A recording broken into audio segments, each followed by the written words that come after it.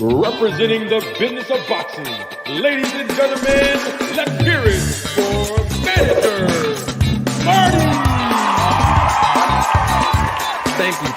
Thank you. You're far too kind. Thank you very much.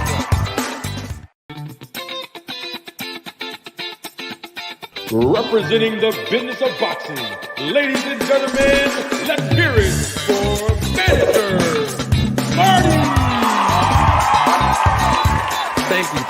Thank you. You're far too kind. Thank you very much.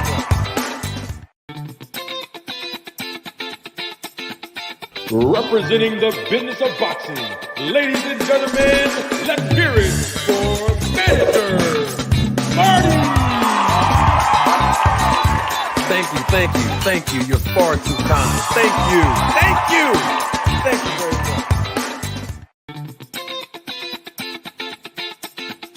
Representing the business of boxing, ladies and gentlemen, let's hear it for Manager Marty. Thank you. You're far too kind. Thank you very much.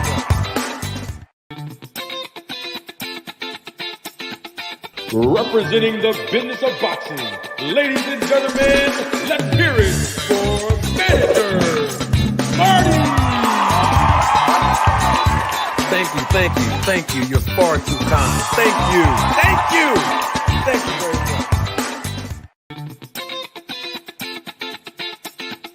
Representing the business of boxing, ladies and gentlemen, let's hear it for Manager Marty.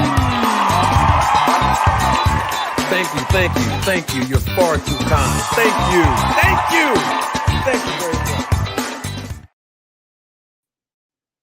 Ladies and gentlemen, members of the jury, members of the Roll the Tape Film crew, welcome to another edition, another episode of Roll the Tape Podcast with Manager Marty. I am your host, Manager Marty, and we are going to talk about the business of boxing and the sport of boxing today.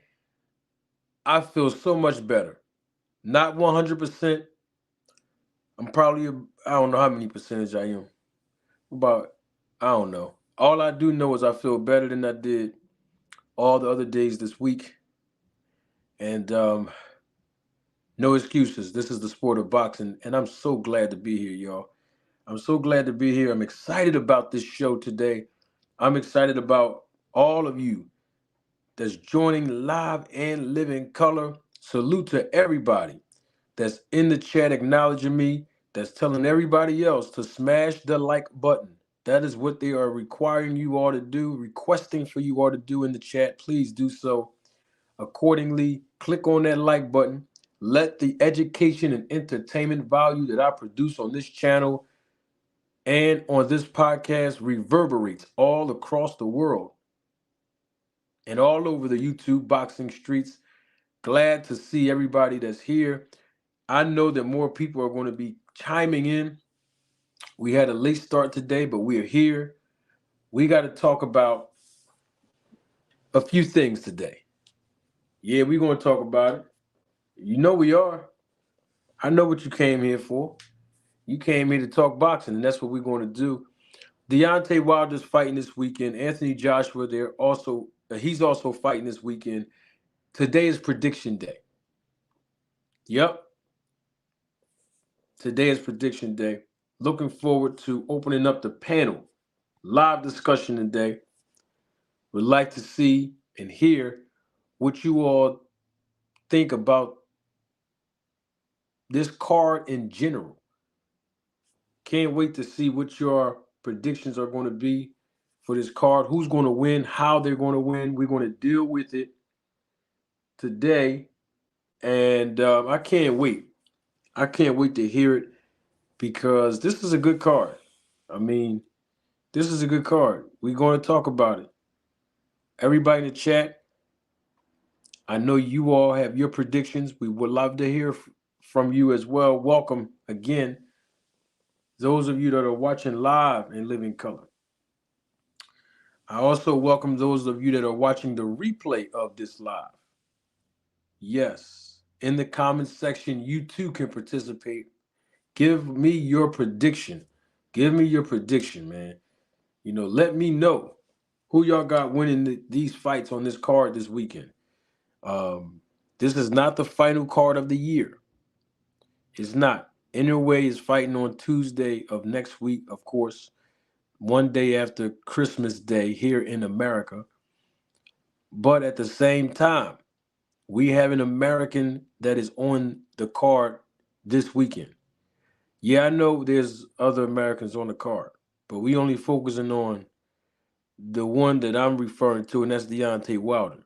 I understand that Jarrell Big Baby Miller from Brooklyn, New York, he's also on the card. But I mentioned to you all yesterday, if you were not here, I'll tell you all again. We don't give any credence to Mr. Miller. We haven't seen any remorse from Mr. Miller just yet. And I'm referring to multiple, the multiple um, unfortunate positive test results of banned substances from several years ago, which basically halted the fight between him and Anthony Joshua. And that's how Andy Ruiz was able to come in and spoil the entire plans of Anthony Joshua by taking his titles and making him quit and winning in TKO fashion and making history in boxing. And so, yeah, so we don't want to speak on him. What we do want to speak on is Bivol. He's fighting on this card. Then after him, the co-main event, Deontay Wilder versus Joseph Parker. And then, of course, the main event is Anthony Joshua versus Otto Wallin. Is it Otto Wallin or Otto Wallin? Y'all know who I'm talking about. I'm just going to say Wallin because I don't know how to pronounce his first name, but we want some predictions, y'all. Not right now. Later on in the segment, I look forward to y'all jumping on the panel. I can't wait to hear what you all's prediction is going to be of this fight. And you got to give us a breakdown, not just who you think's going to win. Tell us why you think this fighter is going to win and how. Give us some predictions. Peace to everybody that's in the chat, including the newest member of the channel, whom, when you are a member of this channel, I call you a supervisor of the Road to Tape Film crew. And Fort Greene Pharaoh is here with us. Peace and blessings to you, Pharaoh. CEO Sense, peace to you, my guy. As well, Andre Noble, all things Cash Crypto, I see you. Icon Canadian, I see you in the chat. We're going to have a great show today. Now, that's the prediction. That's the breakdown that we're going to give. I'm going to give my breakdown for those three fights as well. And I'm going to tell you why I think the winner's going to win and how. And what do they have to do to maintain the win? Before we talk about that, though, we have to do our Town Watch check-in. We went several days without doing it. We have to do it today. And then right after our Town Watch check-in, we got some other business to attend to. As you've seen in the title, we're going to deal with these numbers that have been circulating throughout the last 24 hours in the YouTube boxing community, and that was the live gate numbers of the Devin Haney versus Regis Prograis fight. That entire card and those numbers, we're going to deal with that, but I want to look at that even in the midst of what's going on social media with regards to the numbers. I want to look at it from a business perspective and then provide the education from a business perspective as well. We're going to have a good show today. I'll tell you that right now. Really good show. Looking forward to everybody participating in the chat. Looking forward to those that might come up on the panel. Man, we're going to have some good boxing talk tonight. And, of course, tomorrow. Y'all know that's what we do. Yeah, this is what we do over here. We talk boxing and we love every minute of what we do over here. And we got to start this off the right way now. We got to start it off the right way. It's very unique to this channel and this channel alone. And that is our Town Watch check-in. If you are joining us for the first time, I welcome you to this channel, to this podcast. Please feel free to subscribe to this channel. Please like this channel. You will find out that we are unique. We provide the business side of the sport and also the sports side of the sport of boxing. We combine the two. One of the things that I look forward in doing is educating the general public of how the business of boxing truly works. And I like giving breakdowns and illustrations so that we all can be on the same page. And so, even if we don't agree, even if we have different perspectives and opinions, we share one thing in common, and that is our love for the sport of boxing. And so, our Town Watch check-in is an icebreaker. That's number one. But also, more importantly than that, number two, it is our foundation that we lay here on this channel, where we acknowledge through our geographical locations that we share different perspectives, different opinions, different point of views, which everyone is entitled to. It's sort of like a metaphor of our geographical locations. In other words, is we all represent different cities, different states, different countries, and or different islands. And so, because we represent different parts of the world where we are from, born and raised included, that's our way of showing that we might have differences of opinions and perspectives and points of views. But like I said, by the end of the show, that's why we start this in the beginning, in the preliminary stages of our broadcast, in the beginning, at the end of our broadcast, at the end of the show, we can all acknowledge that we share one thing in common. As I just said, our love for the sport of boxing. And how it works is our Town Watch check-in is very simple. Everybody can participate, even if you're watching the replay of this live. You can also participate in the comments section. I love to read and see feedback, whether it is favorable towards that video or not. I love to see it. And when I get around to it, you already know I'm going to respond. Now, the caveat to that is if you join as a member of the channel, that's one of the perks for the Blue Corner members. You know what I mean? Soon as I see your comment, I'm responding immediately. And so we want to build up our memberships here. When you join the channel, that's one of the perks you get. And so that doesn't stop any of you from commenting in the comments section, because I try the best I can to get around to those comments. I love to hear feedback. But right now, live and live in color in the chat, what happens is you will basically insert your city, state, island, and/or country. And what I will do in exchange is I will publicly acknowledge it. Okay. And then we move on with the show. And it's only unique here. So I welcome each and every last one of you as I see that there are more viewers that are slowly coming on. Yeah, we had a late start, but we here now. Don't stand halfway in the door now, because it's cold on the East Coast. Yeah, it's cold over on the East Coast. So when you stand in the doorway with the door open, you start letting the heat out. You know what I mean? And we want the heat to stay in. So what that means is you got to come on in. You don't be halfway. You in the live. Come on and participate in the chat. Don't be halfway with it. You already here.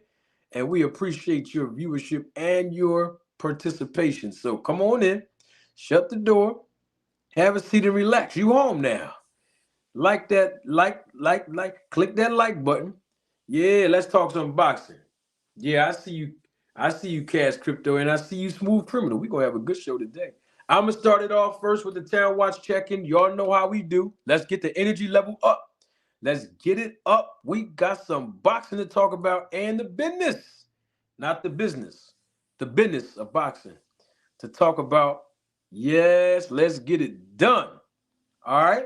I'm going to start it off first, and then I will publicly acknowledge your geographical location in the chat. Y'all ready? All right, cool. Y'all know I'm representing the DFW area. Yes, indeed, sure am. Let me be a little bit more specific because I'm talking about the whole state of Texas, but we got to understand that DFW area is real huge out there in Texas. So I represent it regardless. Y'all know I got the residents out there. You know I represent Arlington.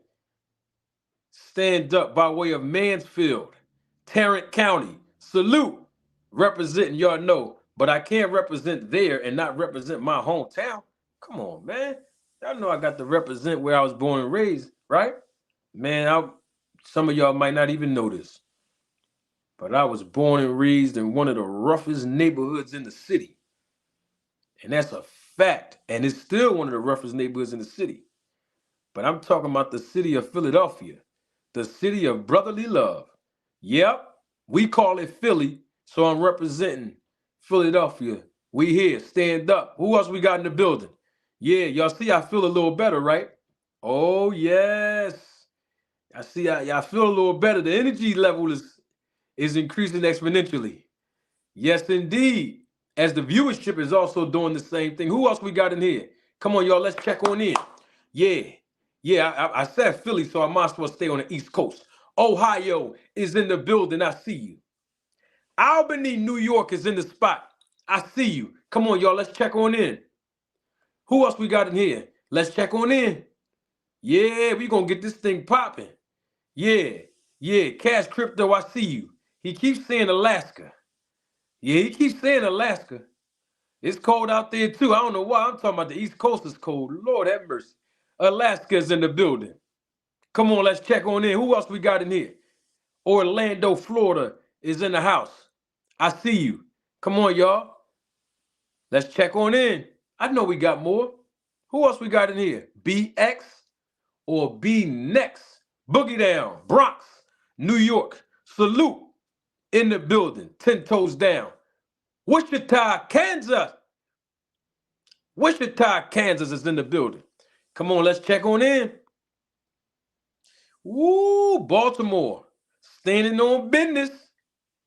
Huh? You know they stand on business. Baltimore, Maryland. Straight out of Crooklyn is in the building. I see you, Pharaoh. Come on, y'all. Let's check on in. If I start laughing too hard, I'm going to start coughing. Yeah, I'm getting over the weather thing. I'm good now, though. Yeah, I'll be all right. I'm saying all that and watch when I go to bed tonight. I'll be wake up in the morning sick as a dog. I feel good, though, y'all. I feel much better. Yes, yes, yes. Come on and let's check on in. Can we get one more? Not one more. One more? Can we get one more check in? Can we get one more check in? I know we got one more. We ain't got nobody from the West Coast here? Nobody from the Dirty? Nobody from the Midwest? Come on, man. Stop playing. I know we got people all up in here. I already know. What I tell y'all? Asheville, Alabama. Salute. I see you. Woo, yes indeed. Duval County, Florida. On fire, I see you. Come on, let's check on in. Baltimore. Baltimore is here. I love when Baltimore come check in the building. My God, the Keggy is here. Keggy, what's up, Keg? Where you from, Keg? Drop that location. That's what the people want to know. We doing our town watch check in. Yeah, we started late, but we here. We are here, live and live in color. Hold on, y'all. One of my homegirls is calling me on the phone. Hold on. Hello. Hey, what's going on, sweetheart? How you doing? I'm doing all right. You know, I'm live right now on my podcast. It's not muted or nothing. I told him, I said, my homegirl calling me. I got to stop my show. It ain't muted or nothing. You hear me? I'm for real. You think I'm playing? Yo, can you tell my audience? No, hold on. Can you tell my audience what's up? Hold on, I'm gonna put you on speakerphone. Hold on. They can't hear you. Hold on. All the way from Brooklyn, New York, representing Philly. All right, go ahead, Matt. Huh? Hello, everyone. Hi, everyone. I hope you guys are having an awesome day. Yeah, overall. That's all I have for See, that's it. See, that's all we need. Sometimes you just got to bring a woman in the mix sometimes. Know what I'm talking about? All right. All right, listen. I certainly will do that. I'll call you later. You got it. Yeah, man. Listen, they call me from all over the world, man. That's my friend right there, man. We got over how many years? We got over 10 years in, man. Who else we got in here? My man Andre. What's up, Dre? Where you from, Dre? Drop that location, man. We checking in. Everybody got to check in. Pennsylvania in the building. I see you, Keggy. Where we at? Where we at? That's it? We done? All right, hold on. We got one more. The viewership is increasing exponentially. We got one more. I know we got one more. I know that's right. Can I get one more real quick? We live, man. I want to tell y'all something too, just so y'all won't be alarmed. I got that gray hoodie on again. Got that gray hoodie Marty back. That gray hoodie, that gray hoodie. I break the business down with the gray hoodie on. We don't got no more. We gonna move on with the show. All right, we're gonna move on with the show. If somebody do check in, I'll definitely make sure I publicly acknowledge them. I don't want to leave nobody out. Y'all know that's not what we do here. We all family around here. All right, listen, right before, smash the like button. Y'all hear what the people telling y'all in the chat, man. We got to support each other. That's what we do over here. Now, check this out, right? You already know, CEO Sense. You already know. Listen, right? We have to deal with these numbers, right? And I'm going to bring a different perspective. I don't know what perspective you all heard when the numbers came back between the all the fighters that was on that Devin Haney versus Regis Prograis card, right? And this is the live gate numbers. It's been circulating around YouTube at this point, so I can tell y'all, where I got it from because I got the clearance, so to speak, from Knockout Boxing 86 TV. You know what I mean? His people out there in California, sent him the paperwork.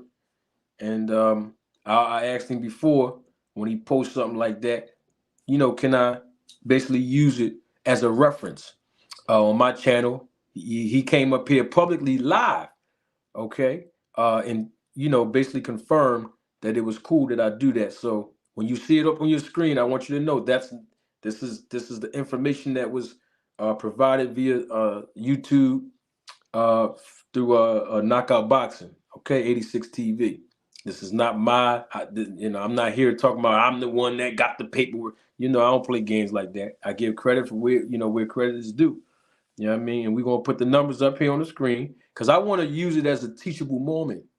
I know other people may use the paperwork and the numbers as a form to show things about Devin Haney or Regis Prograis or their marketability, and we'll talk about that too. But I want to come in on a different angle so y'all can understand the business side of some of the things that I've been speaking on from a promoter's perspective, right? James Silva, I see you. Pennsylvania in the building. New Orleans is also in the building. I see you. So we talked about it yesterday. This is what ties into what we're talking about again today about it. You know what I'm saying? Because yesterday I talked to you all about marketability. Was that yesterday or the day before yesterday? I think it was the day before yesterday. I apologize. When I had Bob Arum's words, which was extracted from the interview he did with, I believe, Fight Hype, and excuse me, and he talked about why the numbers were so low. I don't know what the numbers are, the pay-per-view buys. We keep hearing from other people 50,000, 50,000. I posted on the screen about what Rick Glaser said, but he gets no play in the ride over here. Yeah, he don't get any credibility on this channel. So I don't know what the numbers were pay-per-view wise, but at the same time, we got to deal with the realities. And that's all I'm saying. So some of y'all did not see it. And I'm glad that you might not have seen it because, then we'll be able to put it together today And it's on your screen now. It's actually on your screen right now. And these are the numbers. Um, these are the numbers that that represented the live gate ticket sales. Okay, and this, to my understanding, these numbers and the documents that you see are from the California State Athletic Commission. Okay, let me answer this question real quick, y'all. James asked me, how did I hear about Jamel Charlo beating up his girlfriend? Well, first of all, there was an article that circulated on social media yesterday, and to my understanding, the charge that he was arrested for said that he intentionally caused bodily harm uh, on a family member. It did not say whether it was his girlfriend or his wife, uh, but I think that it's his wife, not his girlfriend. But anyway, when it comes to his wife, it did not say it, meaning the documents or the affidavit or the documents that had the charges that I saw in an article. And then people were sending me stuff in my email as well about it, and that's why I gave a little bit of my take on it just yesterday. It was real brief too. But anyway, to answer your question further, uh, I don't know if it was his wife that he assaulted or not. I don't know. It's that family member. I don't know if it was his wife or not. However, when it comes down to it, it is believed that his wife, I believe, before he got arrested, she actually filed for a divorce and a temporary restraining order against Jamel Charlo. And so, I mean, we can speculate that he physically assaulted his wife, but it said family member. So I don't know if it was his wife or not. And at this point, it doesn't matter. As long as it was a female, it's wrong. It don't matter if it was his wife or another female in his family or her family. I don't know. Like I said, the article or the affidavit never claimed that it was actually his wife that he hit or physically assaulted. So I don't know. I'm not going to say it was his wife, and I don't know. Somebody in the chat just said it was a cousin and not his wife. Oh, okay, all right. So, all right. So they're saying it was his cousin, who obviously is a female. Um, but he did get arrested. He did post bond, and he is out right now. Of course, his wife still has a temporary restraining order against him, and she also filed for a divorce. So just those two things alone, and I'm saying when I say two things alone, I'm referring to a restraining order um, against Jamel, and the fact that that she filed divorce against him. Those two things are tragic as well. Um, okay, so now somebody else in the chat is saying that it was his wife. Somebody said it's a video of his wife recording him packing his bags and talking. And Jamel got an audio where he admitted it. She yelled, "I caught you cheating." Yeah, bottom line is it's definitely a domestic violence environment. And you know, it's just a sad situation. Anytime um a mother in this country of America receives a restraining order against her boyfriend and or husband, um, we know this to be a fact that law enforcement automatically includes the child and or the children on the restraining order documentation. And obviously, the man in that scenario will not be able to, um, you know, uh, be in close proximity or spend time with his children or his child until you know uh, that situation is legally resolved, and that's also tragic in itself as well, and traumatizing, especially towards the child or children. I believe that Jamel Charlo has children by this his wife, if I'm not mistaken. So it's just sad all around the board, man. And he made a lot of money. He just got finished fighting Canelo Alvarez. You know what I mean? Then on top of that, his brother Jamal Charlo, I think he's going through a divorce, which is why he didn't want to, fight Canelo at that time because he didn't want, his wife to get half of that bag. Who's going through a divorce, and on top of that, now Charlo, the other brother, Jamel, is going through that. It's unfortunate, man. It's unfortunate, you know. Oh man. So let me just say this because I think this is as equally as important when we talk about the numbers that you see on your screen, right?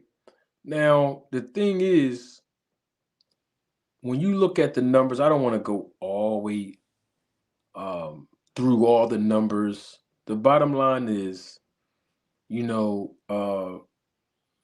were 13,729 tickets sold out of a capacity of 16,897. The total receipts on the tickets were $1.7 million. And that's nothing to sneeze at. No, it wasn't sold out, but it reached over 80% of its capacity. That's really good. But I didn't want to come from the perspective of whether Devin Haney is marketable or not. Because 13,000 people didn't just come there just to see him. So it's not even about him.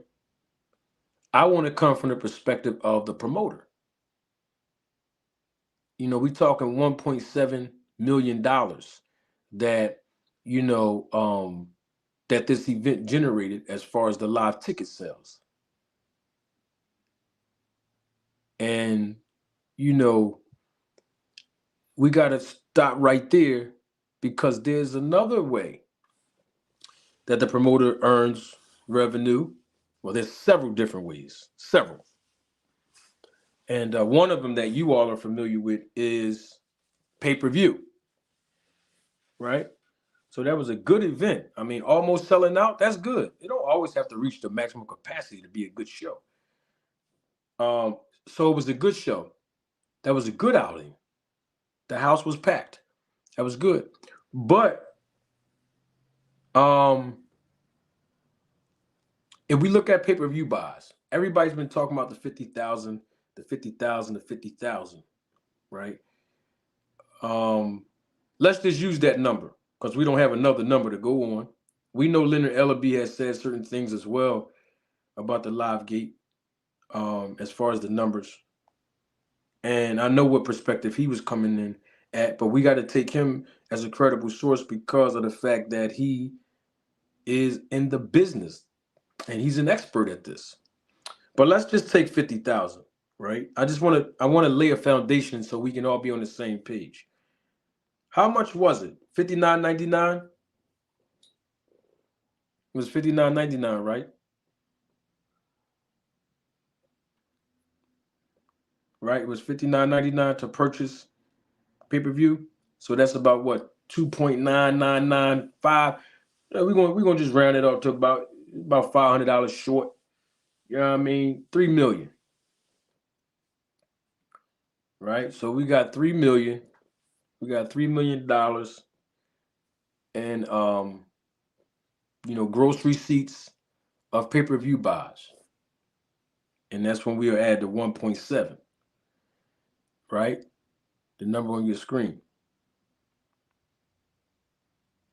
So we got about what? 4.7. $4.7 million if we wanted to add the live gate plus the pay-per-view buys together. The event generated $4.7 million. All right. And that's nothing to sneeze at. You know what I mean? That's a huge number, 4.7. 4.7 million.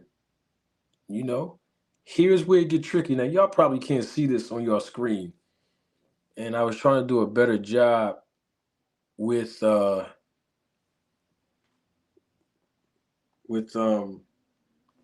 zooming in, but unfortunately, it's not allowing me to zoom in. So what I'll do is basically what's on your screen. I'll just add it up. So what's on your screen is basically the purses that each fighter on the card received. Their compensation. That's what that is on your screen. And I just want to just give a perspective from a business standpoint, so that we can understand that sometimes everything don't come in the green.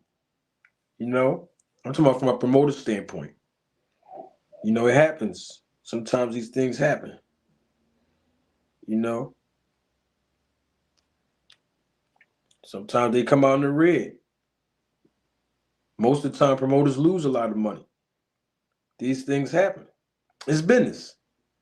I didn't say business. I say business. Never personal. It's just business. You know.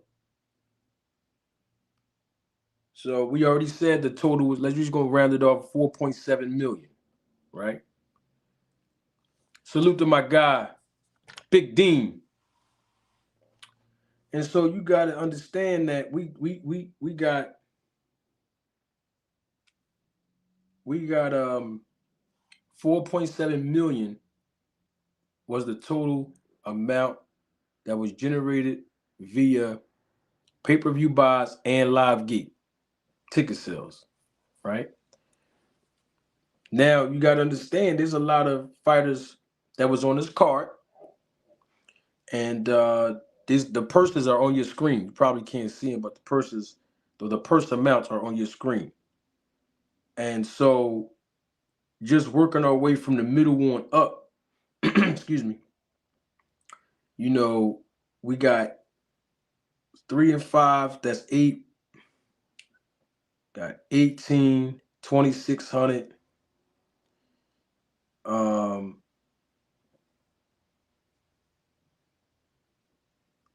3350,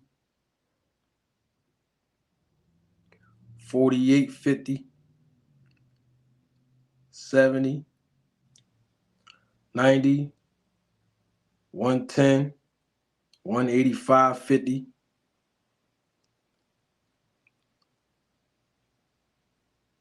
All right, so that's 300,000.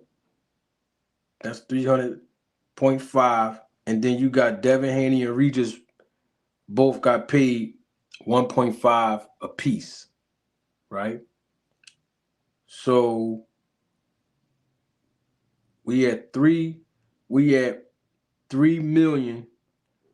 We just going to round up to 400,000. All right. So we're going to say 3.4. Now, if you do the math from the pay-per-view buys and the ticket sales, which all came down to a gross of 4.7 million. You add up all the purses, we're going to round it off to about 3.4. All right. So that's 4.7 million minus 3.4. Y'all got that? 4.7 minus 3.4. That's 1.4 million. Right? Y'all with me on that, right? That's 1.4 million.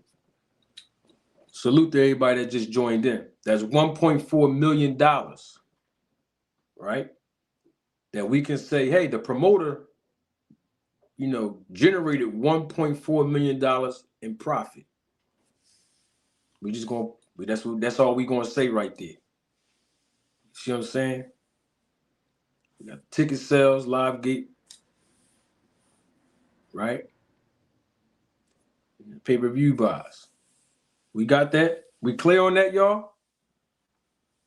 We got them numbers together? Everybody with me?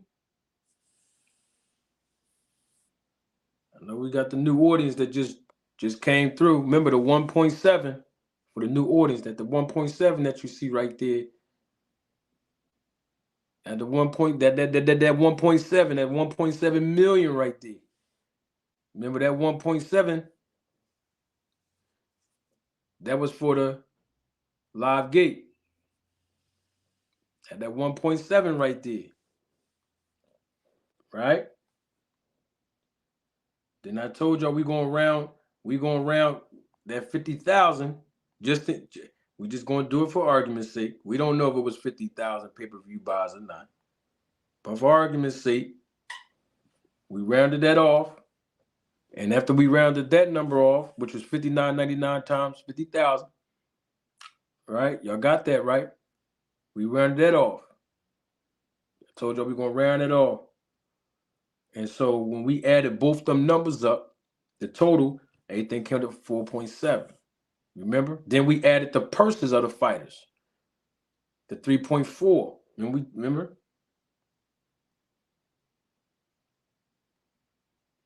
That's where we get that 1.3 at. That 1.3 million and some change. Now, that was the 1.3 million. The promoter can say, all right, I profited $1.3 million. All the numbers was generated through the pay-per-view buys and live gate. Now, look at the list of the purses and the compensation, that have to be, excuse me, compensation that have to be provided to all of those fighters that rendered their services. Everything came up $1.3 million in profit for the promoter. It doesn't stop there. Ladies and gentlemen, members of the jury, members of the road, the tape, film crew. Okay? Don't stop there. There's other expenses involved that have to come out that 1.3 million that was already paid before any fighter even swung a right or a left hand. Before the venue even allowed fans to come into the venue, there was other expenses that had to come out of that $1.3 million for profit. And what I mean by that is the promoter had to put up money up front. So now that's going to go against the profit of the 1.3 million. Okay? There was a belt on the line, wasn't it? There was a championship title on the line. WBC, correct? Y'all remember that, right? What did we learn the other day on this channel? What did I educate you all on? I put it all on the screen. Remember the expenses that the promoter had to pay? The WBC president, remember? The ones that were sanctioning this fight, facilitating it, because obviously their champion, Regis Prograis, was a WBC champion. Y'all remember that the other day, right? Okay. Remember? The promoter had to accommodate. The promoter had to accommodate the president of the WBC, the supervisor of the WBC, 5 additional officials, any designees that the president of the WBC, authorized to join him. Work got to be at the capacity of work. Remember, I told y'all this. I showed y'all all the rules on the screen the other day. Y'all remember that? That's that's the accommodating those seating arrangements, right? Okay, you remember that, right? And remember, we also learned through their rules and regulations that the promoter was also financially responsible for the transportation, the lodging, the meals, and other incidentals of the president, right? The supervisor, those 5 officials, and any amount of designees, which we don't know how many designees that the WBC president assigned in the capacity of work to join, I say let's just use 4 as the max. I just said that the other day. I'm just using that as a reference. So we already got at least 8 to 10 people right there. Lodging, transportation, and you know they flew through the air, every last one of them, and you know it's first class when they all fly. And meals and other incidentals. That's out of the 1.3 million right there. That was paid up front though. But I'm just saying it's going against the 1.3 million dollar profit. You see? Stay with me, y'all. Stay with me. Stay with me. Now, what else is coming out of the 1.3 million dollar profit? Well, there's certain fees that the promoter must pay the sanctioning body, the state of California. So the California State Athletic Commission, they have fees. They have surety bond fees. Okay. All right. Insurance. Remember, a promoter cannot legally host an event without adequate insurance. And speaking of insurance, I'm going to tell y'all a secret real quick. And I want y'all to hear me and hear me good with both ears.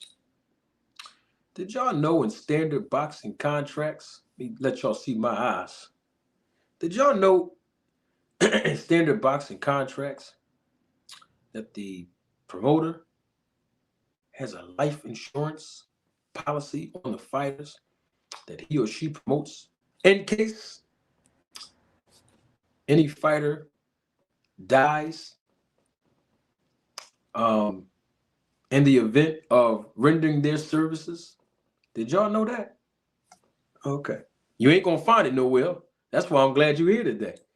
That was speaking of insurance. So there's insurance that it has to be paid to the state of California, host that event. Okay. Now, there's sales taxes that the promoter must pay on every ticket sold to the state of California. Okay. There's another fee that has to be paid after all of the pay-per-view buys. This is just standard. All of the pay-per-view buys are tallied up. There's a fee that the promoter must pay. All this is coming out of the 1.3 million. Oh, it doesn't stop there. You know it doesn't stop there. You know? Now, some commissions will take these expenses that I'm about to tell y'all outside of the surety bond. Sometimes they don't. It depends. Depends. Every state got different rules. You know, we got security now. Security. You got security that comes with the venue. Not gonna go there, but hey, every venue needs security, crowd control, the whole 9. Promoter gotta pay that. That's not free. There's an ambulance there, sometimes 2, depending on how big the event is. Medical personnel, it's not free. Promoter gotta pay that. All the officials, the judges, once they pay that upfront cost to the commission is responsible to, because they are all employed and licensed through the commission of that state. The judges, the referees, the timekeepers, ringside position, the inspectors of that state. It's not free. Okay? All right. Somebody got to put the ring together. See, you don't see this part when you go to a boxing event, because by the time you get there as a fan, the ring is already installed. That's not free. Professionals install that boxing ring, and they get paid to do that. Promoter got to pay that. Okay? Now, of course, the promoter has sponsorship, resources to be able to help defray the cost of this stuff. But I'm just using this as a reference just so y'all can understand. Okay? Now, let's start with all the fighters that was on that card. I talked about their purses, but what other expenses that's associated with those fighters? Well, their medicals, they get their physical. That's not free. Promoter got to pay for that. That's each fighter now. Unless they have representation. The promoter can tell the representation that you manage this fighter, you kick out a couple of dollars. Sometimes the promoter just do it on the strength of them being the opponent. It depends. Every promoter is different with that too. Don't let me start out. Don't let me go there with that. I got a little issue with a couple of expenses they try to, put on the manager. That's neither here nor there. Okay. Now, if the promoter is responsible for allowing the WBC or the BA, BO, IBF, IBO officials to be given transportation and, lodging and meals and incidentals, they do the same thing with the fighters on the card. And that's one fighter. Sometimes they'll do two trainers. Sometimes it depends. Sometimes they just pay for one fighter and one trainer. But most of the time, especially big fights like this, they'll do, one trainer, one cut person, you know what I mean? Or they'll do one fighter and two trainers. Depends. Bottom line is, let's say that's 3 round trip tickets to every fighter on that card, right? Opponent and a side. Okay? They all got to get a per diem. That's the meal allowance. All got to get a per diem. Now remember, they there for what? About 3 days. You know what I mean? Sometimes they come in Wednesday. Sometimes they fly in Thursday.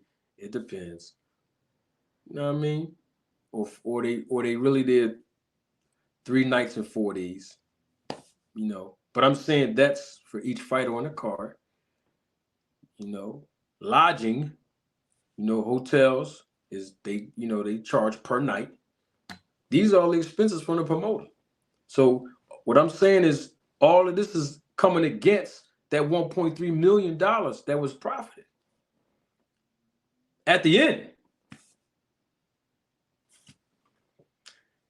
So, if you divvy up all that, man,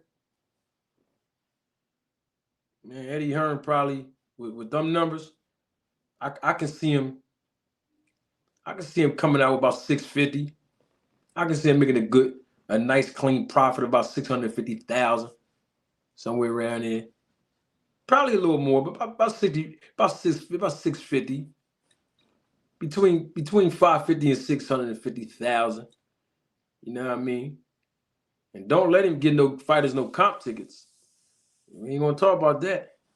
But these are the expenses that's associated with it. So I wanted to give y'all that perspective, because I'm sure other people may have given a perspective of the sales and Devin Haney and marketability, and I didn't want to do that because one of the reasons why I don't talk too much about like pay-per-view buys and live gates, unless a fighter is trying to overcharge the promoter when it's time for them to go into negotiations to fight A side and they don't know their worth as the B side and they try to overprice themselves. Then you'll hear me speak on it. But other than that, you probably won't hear me talk too much about, pay-per-view buys and or live gate. And there's a reason why. The reason why is when fighters are locked into guaranteed contracts, and you ain't hear this nowhere else but here. I've been telling y'all this. I told y'all this last week. I'm going to tell you again today. That luxury of percentages of ticket sales and percentages on the back end for the pay-per-view buys don't apply to them because the promoter already guaranteed them a purse. So it really don't make a difference of what the promotion does after that point. Like, let's say this event did 200,000 pay-per-view buys, and let's say the live gate was still the same, 1.7 million. Well, it ain't putting no more money in Regis Prograve's pocket, nor is it putting more money in Devin Haney's pocket. Why? Because they were compensated with a guaranteed amount of $1.5 million apiece. So whatever monies that was accumulated and generated on the back end, it don't apply to them. It don't benefit them financially. It benefits the promotion. Because I told you all the expenses the promoter has to put up. You see what I'm saying? So this is just business. And that's why I wanted to come from the angle of, the numbers that have been circulating today, which is on your screen right now, the live gate ticket sales that was grossed, the total receipts here that you see on your screen that was grossed for the Devin Haney versus Regis Prograis fight. All right, and that was the purses. Y'all probably can't see the numbers clearly. I was trying to zoom in. The purses, of the fighters on the entire card. I mean, we already did the calculations for y'all that's just joining in live and living color. You know what I mean? So, this what it is. Hold on, let me see something. I don't think I pinned the link to the top of the chat.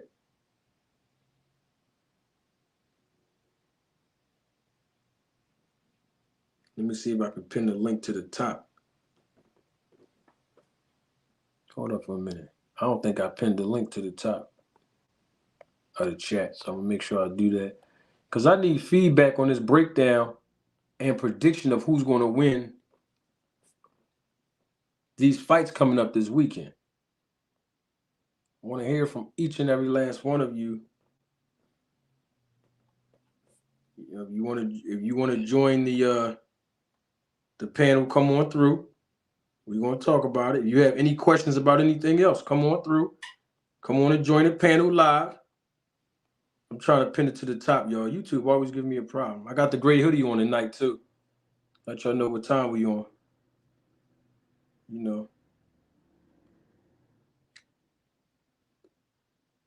Why they always do this, man? YouTube be tripping.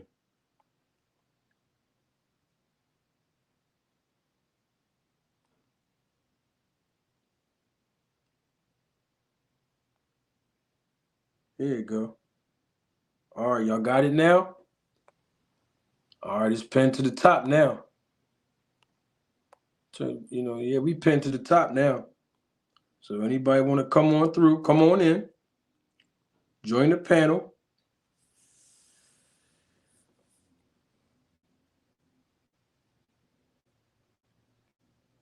Okay, I had to read that real quick. Yeah. Yes. That goes for all fights, Larry. All fights, Larry. It's a lot of expenses. I totally agree. Yeah, the Keggy. Hey, Keggy, listen, I got to give y'all the real. I got it. So let me give y'all this perspective, right? Remember that time when Bob Arum kept saying, he said in an interview time and time again, we heard him say, if you didn't hear him, I'm gonna try to quote him. The best of my ability. Bob Arum said, with the money that I lost promoting Terrence Crawford fights, I could have got I could have got a mansion built in Beverly Hills. Didn't he say something like that? Well, that's what he's talking about. See all them expenses I was referring to? That's what he's talking about. And there's a few more expenses, but I just wanted to give you the overall view of these expenses that the promoter have to kick out. All right.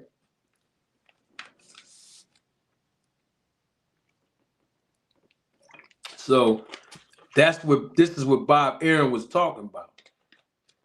Because remember, he was guaranteeing Terrence Crawford, 3-point-something million or something like that, or $3 million per fight, no matter who he fought. It didn't matter if he fought the Uber driver. It don't matter if he fought the next door neighbor. It don't matter who he fought, but that's just how it is.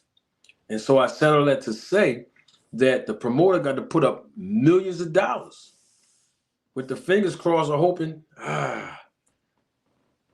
we can make a profit. A lot of expenses involved. You know, can you imagine those numbers being the same that we saw if Eddie Hearn had to pay someone else more than like 1.5 million a piece? It happens. Salute another supervisor of the Roll the Tape film crew, a member of the channel. Double salute, actually. Big Money Walk, I see. You know, so this weekend, you know, we're going to have a good card this weekend. And it's a great possibility, a strong possibility. I'll let you all know tomorrow if I'll do a live commentary right here on this channel of that card on the zone. And of course, we know Anthony Joshua is the main event, and the co-main is Deontay Wilder. We got Bivol fighting the guy. I think the guy name is Taylor. I'm not talking about Jarrell Miller. For the new audience, y'all don't know who he is.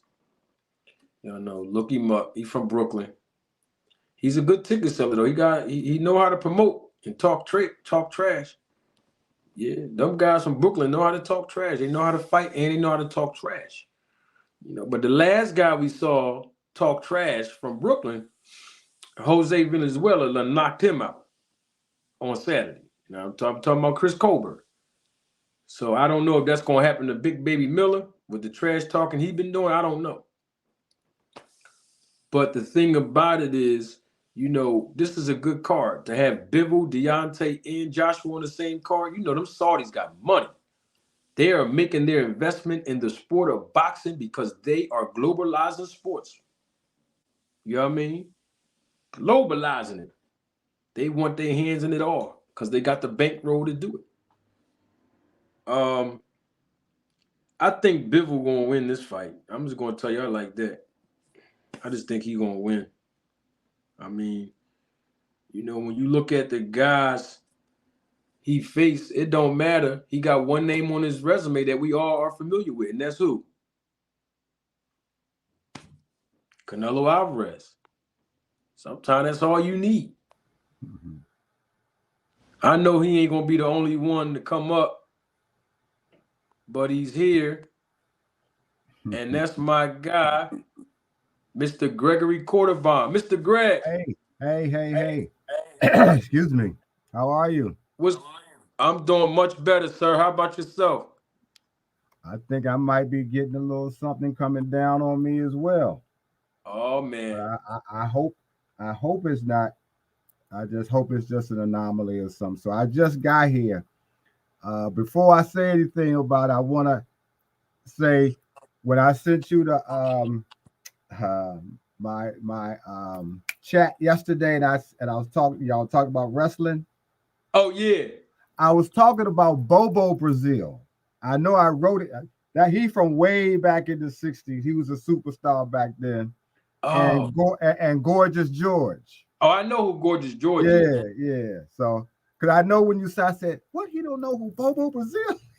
I think I heard his name before, but I don't recall it. Yeah, it was I went all the way back. So yeah. Woo. You went way back. Way back. Because Gorgeous George is who Ali sort of patterned how he was going to conduct himself as an athlete. Yeah. So I knew you would remember him, but Yes. Yeah, so I just get that out the way. But I just heard you say, which as I think most of us are starting to know, if not know already, about the Saudis. Yes. Putting money, and everybody going over there trying to make some connections. Because Wilder had already gone over there a couple of times. He dressed in the garb, took his wife, did the whole thing, let him know, showing his respect to the culture. So I'm hopefully that he keeps getting some play over there. I'm seeing that's going to be happening for him, and that's a good thing. Everybody need to go over there just so they can expand their reach, because everybody trying to get their bag as fast as possible. Oh, yeah. And right now the Saudis are spending. So get over there, win, lose or draw. If at best you might get 2 or 3 fights, and if they don't sell, then they're like, okay, we won't use you, but there's others. Yeah. But still, Go. I tell them all, go get the money. Yeah. I heard you also just say that you wasn't gonna talk about Baby Miller, and I kind of understand why. I ain't gonna. We can talk about it. You want to talk about it? Come on, Mr. No, no, Griff. For no, you, no, I'd talk about it. no, Come on, no, we talk no. about I that. don't want. I don't want to talk about it because Oh, I don't have nothing good to say about him, yeah. and I don't want to be out here be a negative force just down at anybody. Yeah. So Yeah. I need to know. But I just said I was about to say I agree with you when you said I'm not gonna talk about him. Yeah. So My mom always told me when I was a kid, you ain't got nothing nice to say, just don't say nothing at all. yeah, sometimes and sometimes it's best not to say anything at all. But Yeah. listen, what you think about? I'm really, really looking forward to seeing what Wilder looks like in this next fight. Because I want Wilder to be the heavyweight champion actually. Um, so I mean, I'm hoping that we see him. I believe he's gonna beat Parker first of all. I don't know if you wanted me to tell you that, but Yeah, we oh, yeah, doing a yeah. breakdown tonight. Prediction I, the whole nine. oh, Yes, okay. sir. I believe I look for a knockout of Parker as well. What I'm hoping we see just a little bit. I want to see Wilder box a little bit though, just to show that he, adding some more dimensions or improving a little bit on the boxing side. We already know he got that equalizer. He gonna knock it almost. He'll knock everybody out if he get the right punch in, and he usually does.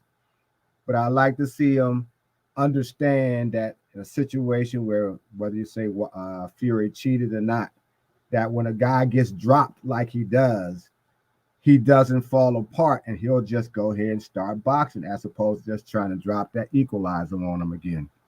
So I'm looking forward to that. And I don't even think the fight gonna go the full 12 rounds. I like to see the fight just to see if Wilder boxes a little bit. I like to see it go maybe 7 or 8 rounds and then get him out of there because I don't see Parker giving him that much trouble. But like I said, this is the theater of the unexpected. So Bevo, nothing really spectacular that I'm seeing about Bevo, to be quite honest. I don't expect him to lose either. But Joshua, now, I'm like, because the UK guys from, I want to say for the last 5 years, don't take punches well. And I don't know whether it's just the couple of guys that I've watched, but they don't seem to take the punches well. Their punch resistance seems to be always shaky. And every guy that we've seen, that when an American fighter that we know goes over there, almost all the time, they come back the winner. So is it in the water? Is it in the air? Or is it that just that European style? I don't know. I've yet to figure it out in the last, let's say 7 to 8 years. That's just been consistent. You don't have those guys like they used to have over there. That was real, super competitive to me. So those are kind of things I'm looking for. But I'm really happy to see Wilder getting back, getting something put in his pocket again, showing that he's still viable. And finally getting that fight. The fight with Joshua, I think Joshua, if he fights Joshua sometimes next year, Joshua is not going to survive Wilder either. That's my feeling about Joshua is not going to survive Wilder. I think he has been put in a situation where he doesn't know who he is anymore. He was somewhat built up good, got some good wins. But you saw what happened to him in the last several fights. He falls apart easily. He doesn't take punches well. And I don't see him being who was I can't think of his name now that Klitschko had to beat up. David Hay, was it? Oh, David Haney from the UK? Yeah. I kind of see Joshua somewhat in David Hay was supposedly be the next best thing. Yep. They And was we promoting spoke. him real well out there Yeah, back in the day. yeah, I remember that. yeah. So that's kind of how I see Joshua now. Once Joshua had beat Klitschko, if he had kept elevating, I wouldn't have had this feeling about him. But and then of course, then they want to play the games like everybody does. Well, we want more money than now because we the guy, et cetera, et cetera. And then you had Andrew Ruiz, who was a late replacement. Just make you look like you had no business even in the ring. And so that was telling. That was real telling. And I think he stayed right there ever since. That's my feeling, Joshua. So we'll see how. Well, well, you had mentioned Wilder, and you said that you know, you are excited that Wilder's getting the opportunity. Mm-hmm. Um, Eddie Hearn, the promoter of Anthony Joshua, he conducted an interview with, I believe, um, Empire. I think they're out there Mm-hmm. somewhere either in the UK or somewhere out in Saudi Arabia. Could be in the UK. And he has some choice words ripping Deontay Wilder apart and his resume. I wanted Mm-hmm. you to hear it and I wanted to get your take on it. But before I do that, I have to do a double salute to the first, but not only super chat of the evening. My God, double salute to him, Many Face Publishing. Thank you for your contribution and your support to the channel. As always, Manyface. Manyface Publishing says Joshua stops Wallin within 8. Wilder gets Parker out within 3 rounds. Bivol by decision. Wallin and AJ is going to be good, and I think Parker is not sure about his chin. Chin. So Not bad. Not bad. that's a good little prediction there. Good breakdown. Not bad. Good breakdown. And I love to hear Many Face Publishing's assessment of what Eddie Hearn's going to say. And I would like to hear everybody's in the chat. Or if Mm. you want to join the panel, come on up. I'm going to play Eddie Hearn in a recent interview. He's ripping Deontay Wilder and his resume. And I would like to get the feedback of all of you, even if you're watching the replay of this live, in the comment section. Here are the words of Eddie Hearn himself when he's asked about Deontay Wilder and Deontay Wilder's skill set and resume. Don't take my word for it. Roll the tape. Explain to me this. I know you talk about resumes, but Deontay Wilder, in terms of what he's done for the game, former world champion, why do you not rate him? But when you say what he's done for the game, like, I'm just giving my opinion. Everybody's entitled to their opinion, right? I don't feel like his resume is anywhere near to the levels of an Anthony Joshua. You talk about a guy, I don't know how many fights he had, I don't know, 40 fights, is it, or something like that? Like, tell me the elite heavyweights that he's beaten. And Addy argued that it was Luis Ortiz. Like, Luis Ortiz is quite old, and I don't feel like Luis Ortiz is an elite heavyweight. I guess you could argue it. But other than that, show me a victory in Deontay Wilder's career. It doesn't exist. I'm not saying he's not dangerous. I'm not saying he's not a threat. But, you know, the reality is yeah, I think he can get beat by anybody in the top 10. But I also think he can beat anybody in the top 10. It's quite a wild statement. He can beat anyone in the top 10, but you don't rate him at all. I just don't rate, outside of his power, I don't rate him. Joseph Parker looks in the best shape of his life, I have to say, yesterday. Do you give Parker, obviously, after the back of what you said, a reasonable chance in this? I don't think it's as big a, upset as people are talking about, but you tell me. I feel that, I feel that Parker can cause Deontay Wilder problems. I think that, with Wilder's power, he should be able to find Parker. If Parker keeps static and it doesn't. All right, that's enough. We've heard enough. That was Eddie Hearn, Mr. Greg. Mm-hmm. He has some choice words about not even rating Deontay Wilder, and he hasn't really beaten an elite fighter. His resume is basically trash, so to speak. What's your take on everything Eddie Hearn spoke on? bull, basically. He tiptoed around the fact that Joshua has yet to fight Fury. He's tip he's tiptoeing around the fact that he has failed to even fight Wilder. So when you don't talk about those two, but then you go to Ortiz, who was always dangerous in the last two fights that he even had with Wilder, but I don't recall Ortiz fighting Joshua. Am I correct on that? Yeah, Ortiz did not fight Joshua. Right.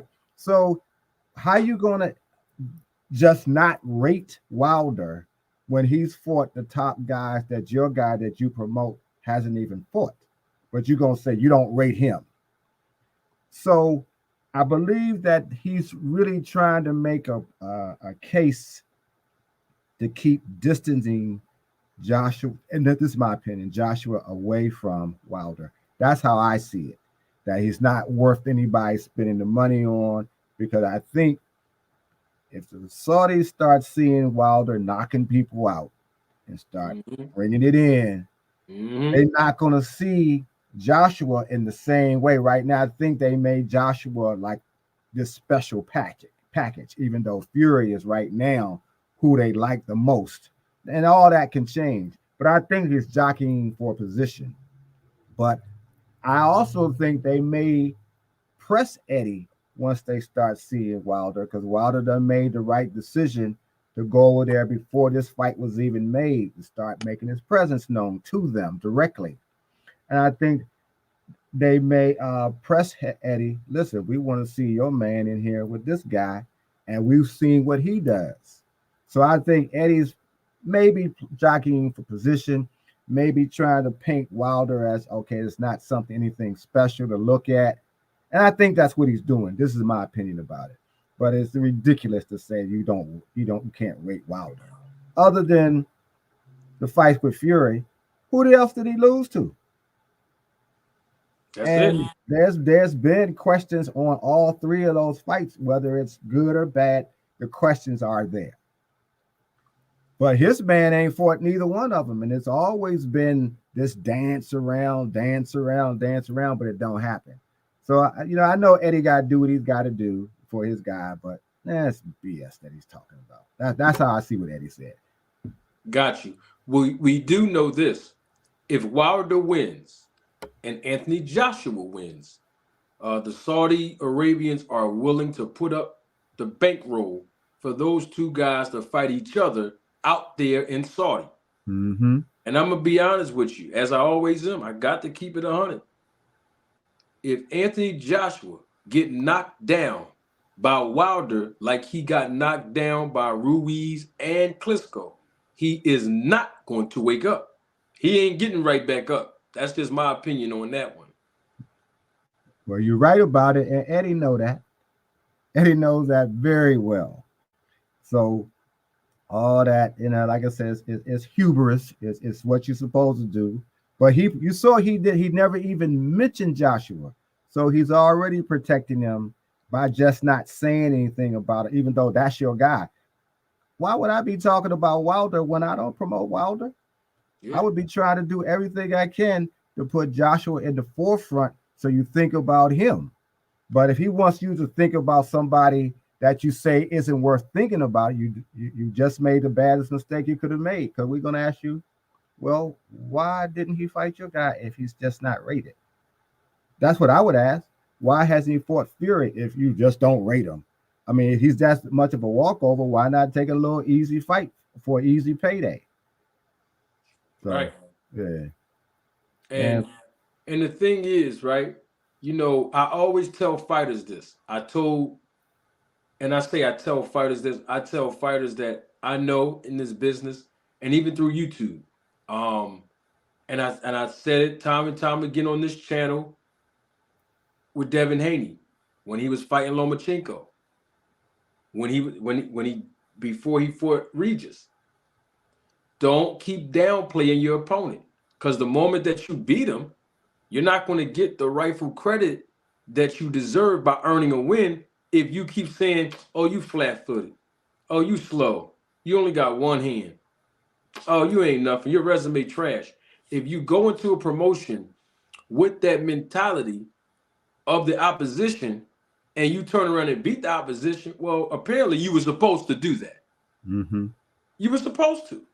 You know, it goes back to your point, Mr. Greg, when you talk about why not just go over there, Joshua, and fight Wilder back. Y'all should have fought a couple years ago. You could have got an easy payday if he's nothing to be ranked. You know, if he's not that good, if he hasn't fought anyone elite. And the thing is, when you do that, and then the other opponent beats you after you do all that, your stock drops extremely low because you lost to a flat-footed fighter that got only one hand, fighter that got only one-trick pony. And I hate to bring Crawford up in this, but I use the word one-trick pony, and we've heard in the promotion and even after the fight and even recently, as Bomac went in the interview himself, and he even said that Errol Spence been fighting like an amateur since he's been in the amateurs. But see, when you start talking like that, now you raise more questions of people asking you, you couldn't be the amateur? If Errol Spence still fight like he in the amateurs, you had to go run to the SNAC to go beat him? You know, you got to go. I used Devin Haney already. You had to go through SNAC program to beat a Regis, a guy who's overmatched, who's flat-footed. He only got a left hook. These are things that we were saying. Mm-hmm. You had to go through the SNAC program to beat Lomachenko, an old man over the hill. This is what Devin Haney was saying. Mm-hmm. Oh, he's washed up. He's an old head. And you had to go through the SNAC to beat him. In other words, it should be easier for you to beat the lower level opposition. You know? Today's guys like to pound their chest and say all the things that they're saying, we're not realizing that there's other components you have to consider. If you talk about, as you just said, and then you do that to the guy who's one-handed, who's slow, who's 60 years old, et cetera, and then we see it and say, yeah, why you fight him then? I mean, what was that for? You're not supposed to do that, even if it's true.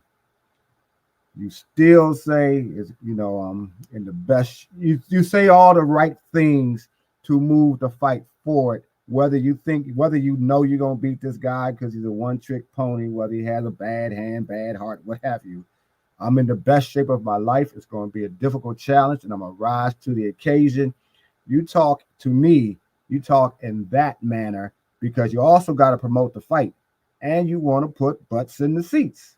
Yeah. So I don't want to talk to the point where you say, well, I'll catch it on the replay, or I'll go on YouTube to see the clips, as opposed to being excited to see the fight because you don't know what you're going to see. And the guy that you favor is also saying the guy he get ready to fight ain't no walkover. I got to do some work to beat him. But then they're not learning that, or they're not bothering to do it because everybody's ego now has got inflated. This internet has done wonders and is also hurt because now you start to thinking because you're on screen and you're a fighter that you something that you're not, and that you can say all that you want and it has no effect other than people going to like it. And that's not always the case. I mean, Devin Haney I like Devin Haney, but his father needs to shut up because his father's on here, or in the way that he's talking, I'll say it that way, because that is starting to have a negative effect on the brand that they're trying to build. Now I still believe they can overcome it, but that's where it is right now. So Devin should not be downing anybody. He should bigging them up. He should be hey, listen, I know you great. That's why I'm trying to fight you. As opposed to I get to you here's a couple of dollars, but I'm gonna really get through. It's ego. Everybody's pounding their chest, doing that kind of thing, and that's where we are. So let me get this super chat, Mr. Greg. Sure. Double salute again to my guy, Many Face Publishing. Many Face Publishing said it. He says Joshua has better names on his resume. Wilder don't have a real signature win against a top opponent, but at the time, or at the same time, only Joshua was available. Joshua's team knew better to test that chin against that right hand. And he's talking about the right hand of Deontay Wilder. I mean, can you imagine the amount of power that this young man had? And he's not on the SNAC program. I mean, he has natural punching power. And I believe that back then, names were brought up. And when they brought his name up, there were a lot of heavyweights that said, "No, I'm cool. Nah, I'm good." And I mean, don't nobody want to get knocked out. Yeah, that's Don't right. nobody want to get knocked out, man. And the thing about Deontay Wilder, he had that that what I like to call the Mike Tyson effect, where you talked about earlier, Mr. Greg. You want to see him, authenticate more of his boxing ability, or even produce it in this fight, because when a fighter gets that invincible, and then they get knocked down off of the pedestal, it's very hard for them to recover. So this is a fight where we'll see if Deontay Wilder will be able to put his punches together. I really want to see him put the right hand to someone's body as much as he do the face. In other words, just soften that body. You can knock somebody out with a body punch with that right hand. Right. And You know, what's the old saying? That punchers are born, they're not made. that's correct. That's Wilder. That's Wilder's Wilder. a born puncher. Yes, he is. Double salute. Another member of the channel, supervisor of the Rule to Take Film crew, 2 Cents Boxing. She is with us, and she did acknowledge you as well. Hey, 2 Cents. Yeah, that's what. But yeah, is she coming up? Oh, I don't know. Okay, I thought she was coming up. Noah, she be up here shortly. Come on up, too. Yeah, but I'm just excited to see that, man. I mean, I really am. I haven't seen as much things that I need to see to be better prepared. That's why, because I hadn't even been on. Other things been happening, but well, there's one thing, Mr. Greg, I want you to consider about Wilder, and I have to say this because I know that people may not remember this, but let's go back to Wilder came off of a layoff when he fought Fury in that third fight. We've seen the results of that. He got knocked out in devastating fashion. He took a really, really big beating in that fight. Now he goes on another long layoff. Then he fights Helenius, who he only basically fought for half of the first round. Knocked him out. That was done. We haven't seen him since then. And that was almost a little over 13 or 14 months ago. And now he's coming off of another layoff after only fighting a half a round. And it's a short notice. Okay, they called him within the last month. Joseph Parker and their team and the Saudis called him within a month ago to do this fight. So he hasn't had a full training camp to prepare for this fight against Joseph Parker. Joseph Parker, on the other hand, this will be his 4th active professional fight this year alone. So he's already had 3 fights this year compared to Wilder's 13 or 14 month layoff. So the inactivity of Wilder kind of concerns me. I see what you're saying, but professional fighter. Now, I don't think Wilder is a professional. That's what he does. So he don't have to work another job and all this other kind of stuff. I wonder if he's been doing the same thing that the Klitschko's were doing when they became full-time professionals. They stayed prepared. Now, granted, maybe you're not getting the fight, but are you staying prepared? Are you in fighting shape? So if that late call comes, it ain't gonna really have no ill effect on you because you already got your weight right. You're staying sharp. You're working on a lot of new things. You're doing different things, et cetera, et cetera. If he's doing that, with Parker, at least, I still don't see a big problem. But it depends on, again, when fighters aren't in the ring, you got to ask, what are they doing while they're not in the ring?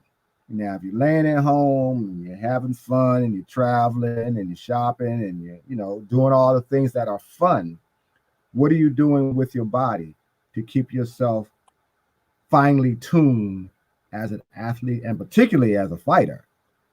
So that's the question I would ask. I don't know what he was doing, but I hope that's what he was doing, living that Spartan life, like say a Bernard Hopkins, or even more so like the Klitschko's did. I mean, they was professionals in the gym. That's all they did, and it kept them around for a long time. The proof will be in the pudding. I guess Sunday. I don't want to put down Parker. I don't care that he fought. Wilder does. Wilder want to put him down early and put him. Yeah, I know.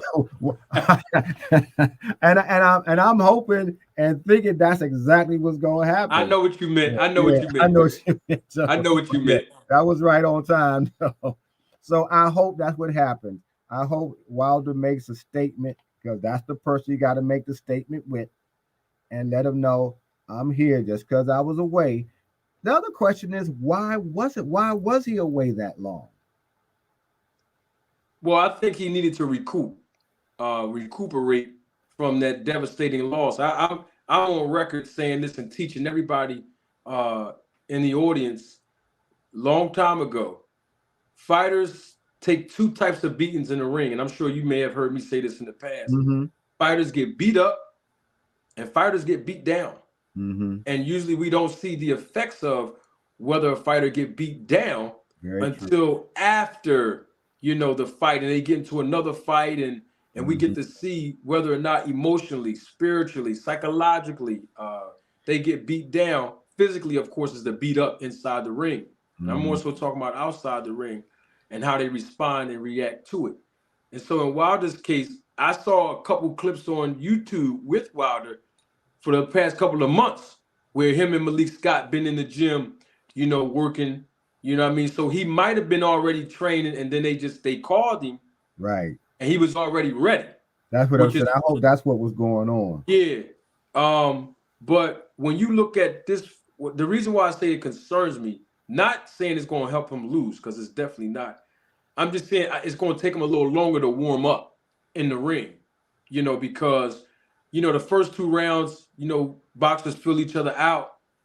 And I think between rounds 3 and 5, Wilder should already be on the jab. He has a 7-inch reach advantage over Parker. There's no way that Parker should be, allowed to get on the inside like Fury was. Of course, Fury's a humongous guy. But with Parker being the shorter guy and Wilder having that reach advantage, ain't no need for him to be on the inside. Keep peppering that jab out there quickly and then throwing that right hand behind it. And you can just end this thing, you can just end this thing as early as possible. He's definitely going to have to, get that ring rust off. But my thing is, I don't think this fight goes past 6 rounds. If it does, that's a good thing, because once again, that'll be Wilder investing more rounds into the bank. So when this fight is over, he'll have rounds already stored up as far as activity is concerned to get prepared for Anthony Joshua. Remember, Anthony Joshua this will be his third fight this year, I believe. So, he's been already active. So it's like, get those rounds in. Get those rounds in if you can.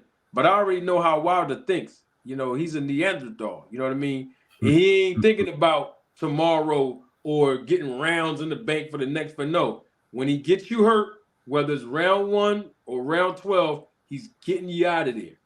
Well, by all means, if he gets him hurt early, get him out.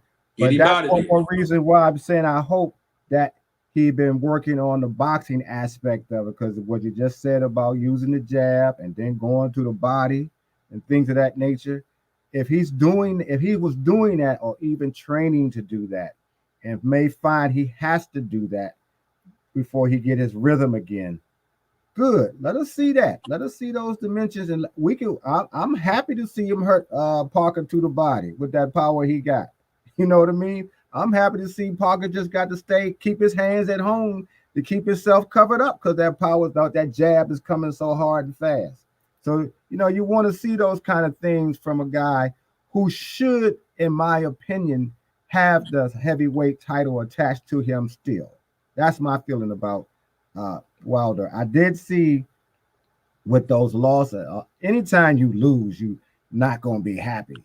And I did see he was kind of a little over the edge and how he was explaining and feeling and talking about the loss. And I said, that might not be good for him if he continues to talk and think that way. Yeah, you can think that way the first 2-3 weeks, but then you got to finally say, hey, the fight's over. I lost. Let me get it back. You got that kind of mentality where you can snap right back. Yeah. You're going to be okay. Then okay, let's get back in the ring and work on some things and get prepared because there will be another time for him, and here it is. Yeah. So. And I think this is the thing because Parker is on record, the press conference, even the face-off with Carl Frampton, and they on record saying that Tyson Fury is helping Parker beat Wilder. Mm-hmm. He's got Andy Lee in his corner. He's ready, and he said he's not, afraid to go to knock Wilder out. You know what I mean? And so what I think Wilder got to do with that 7-inch reach advantage he has is he needs to use both types of jabs. There's several different types, but the two that I'm talking about is that stiff jab, and it has to be fast to throw the right hand behind it, and also the pawing jab. Not the pawing jab that Wilder does where he's flicking it from his waist. No, the one where you keeping it in his face. And I learned that listening to an interview many years ago with Larry Holmes. I was listening to Larry Holmes. I was about to say that. Go ahead. Larry Holmes said that a lot of fighters, they use that stiff jab throughout the whole fight instead of using the pawing jab, but actually pawing it where it's blocking the fighter's face. And it's blinding them. It is blinding you. It's not even really trying to hurt you. It's to try to get you used to, oh, it's the jab coming. And right when they don't even expect it, that straight shot coming. Pause, bam, yeah, right? Yeah. And that's one of the things that he practiced on and he perfected. That's the old school way. Yeah. Or my cousin, 2-time heavyweight champ of the world, Tim Witherspoon, Sr. He taught me, and he just teach people on YouTube today about that other jab. This is the third type of jab where you're using the palm to not touch the face of the fighter, but just to block their view, obstruct their view just briefly. Why? Because right after you do this, what's coming next? The straight, bow, right? And so if Wilder used that instead of just doing this and then the right hand, Parker will be able to telegraph that. So no, use those 2-3 types of different jabs to keep confusing Parker, because one thing we know Parker do not do is he do not move his head. His head stays on the line. He don't bend his knees. So he's going to be there as a stationary target for Deontay Wilder to go ahead and get him out of there. But the thing about it is, if he's using Fury and Andy Lee to help him win this fight, they're not telling him to go and just rush Deontay Wilder. Because what did Fury do? Fury boxed him that first time. Okay, he used his legs the first time. The only reason why I believe that Fury changed his game plan to be more offensive in his second fight with Wilder is because he took Wilder's best punch and he got up and he finished the fight. And to him, it's like, well, I took his best punch already. I'm just going to go in and press him.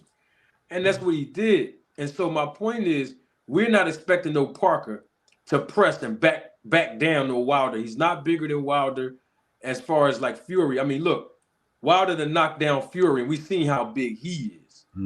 So Parker, he ain't no different. And I'm not taking nothing away from Parker because he has had different knockouts in the last 6 fights.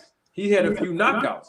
And so he's trying to go for the knockout, but I just don't want Wilder to get caught with no nonsense. Get those 3 different jabs out there, give him them different looks, and go to his body. I mean, if you look at that first round when he fought Fury in that last fight, I was like really happy. I was like, oh, okay. Wilder's jabbing to the body. We've never seen him do that. And it was working. But of course, when Wilder got hit and it was time to exchange, the real Wilder came back out, you know, and that's what happened. So in this fight, I just think he should go to the body a little bit more, get that jab out there, and quickly throw the right hand, put this guy to sleep, get the easy check, and let's go home. The boxing comes back to what I just said. The boxing, using all of those attributes you just talked about, with the third jab. Not only do you use it to blind it, sometimes you can use it just to push your opponent's hands just away, just a tab. Yeah, that too. Throw them off because they big guys, so you're gonna bounce a little bit, but you stay stationary because when he moves the way you're trying to make him move, you also can open him up for that. Bam. Yeah. So that's what I'm looking to. I really am hoping to see that dimension get used in that fight because we're going to be amazed at how he does it. I want to be amazed about it. I want to be, like I said, I'm excited about it. And Andy Lee and Fury in Parker's corner, that's good for Parker's confidence. I'll say that.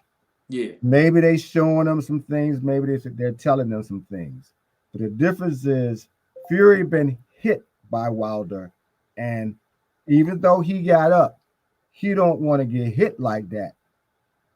He cannot tell Parker what to do once you get hit because they got different constitutions. So he ain't gonna help Parker when he feels that power. He'll tell Parker maybe how to avoid it if he can. He'll tell him what you need to do when you get an opportunity. But once you get hit, as you know, once you get punched in your mouth, that's it. At any weight class, who you are will come out. If you can contain yourself and say, okay, I've been hurt, let me move away, let me get myself together. Or if you're that guy like, no, I'm hurting you back. Or if you're that guy who gets scared and it'll show on you because you'll have that surprise look like, oh, well, it's too late now because he's coming to kill you now. Oh, so, yeah. Those are things that, like I said, I hope everybody who likes Wilder is thinking along those lines, that he does all of these things that we can see and hopefully get his confidence back up again. And I hope for that. That band up. Yeah, that's band up. That's him. Band up. Can you hear us? He's having some setup trouble. And that Boo Mobile. Oh, I ain't said that in a long time. I know. I used to say Boost Mobile, but now I just say Boo Mobile. That Boo Boo Mobile. Hey, band up. What's going on, champ?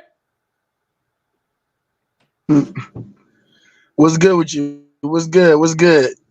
Hey, they told me you had that Boo Mobile, brother. That's what they told me. You had that Boo Mobile, bro. Nah, I got that Metro. You know what I mean? Metro normally good. You know what I mean? Metro normally good. You know what I mean? Man, they got Joseph Parker at a plus 450. What? Winning this fight. I'm just glad. That's crazy. Yeah, he had a plus 450. They're not giving him. I don't think they're giving him not a shot in this fight to beat Wilder. I mean, understandably. You know what I tell you? Hey, everybody has been knocked down at least, or knocked out. You know what I mean? That's fact. So it's just about how can he get up? I don't think he's gonna be. That's it. Getting up. I don't think he's getting up if he get knocked down. And even if he do get up, can he get up again? Ain't gonna be no again for him. I'll just tell 2 cents because she made bets on the knockdowns. Put some bets on those knockdowns, 2 cents. You said 2 cents. She put bets on. She had said she put some bets on some knockdowns on another fight. I think it was on the Crawford Spence fight. And I was telling her put some bets on the knockdowns there too, because it might be just 2, maybe only 1. But Wilder ain't getting knocked down. Parker is. That's my prediction. You know what's crazy? Maybe 1, maybe 2 times. I didn't think Earl was gonna get dropped 3 times. I didn't see that. You said who? He didn't think. He said he didn't I think didn't think EJ was gonna get knocked down 3 times. That's one thing I didn't see. Yeah, well, you know why he got knocked down 3 times. Don't you start? Man, no, we ain't going that route, Marty. We ain't doing that today. You keep Marty. bringing it up. We talking about no, because he just said. No, he said something about it. Greg said something about it, so I had to say something. I just said knockdown. I just said knockdowns. I didn't say knockdowns. You said 2 cents. I just said 2 cents bets on knockdowns. That's all. I didn't think you were gonna get knocked down 3 times. That's all I said. I'm gonna leave it there. Nobody did. Nobody did. I ain't gonna say nothing about it. I'm just gonna put it on your screen. I ain't gonna say nothing else. I'm gonna let the people read. I'm gonna let the people read. That's all I got to do. Let them read it. You see? It does improve your level of fitness. That's what it does. Fat. It builds muscle. It enhances performance. That's it. And that's all it. Oh, my man, Greg. We ain't see it. Put on the screen. Put on the screen. Vitalize and oxygen. Yeah. Those are the 2 that I have been using since about the mid-November. Now, what does Vitalize? What do they do? What do the products? What do they do? Performance and oxygen. Because I told you that the exercising, I shadow box, and I do 8-pound weights because it's some things I'm just not going to do anymore because of the pins.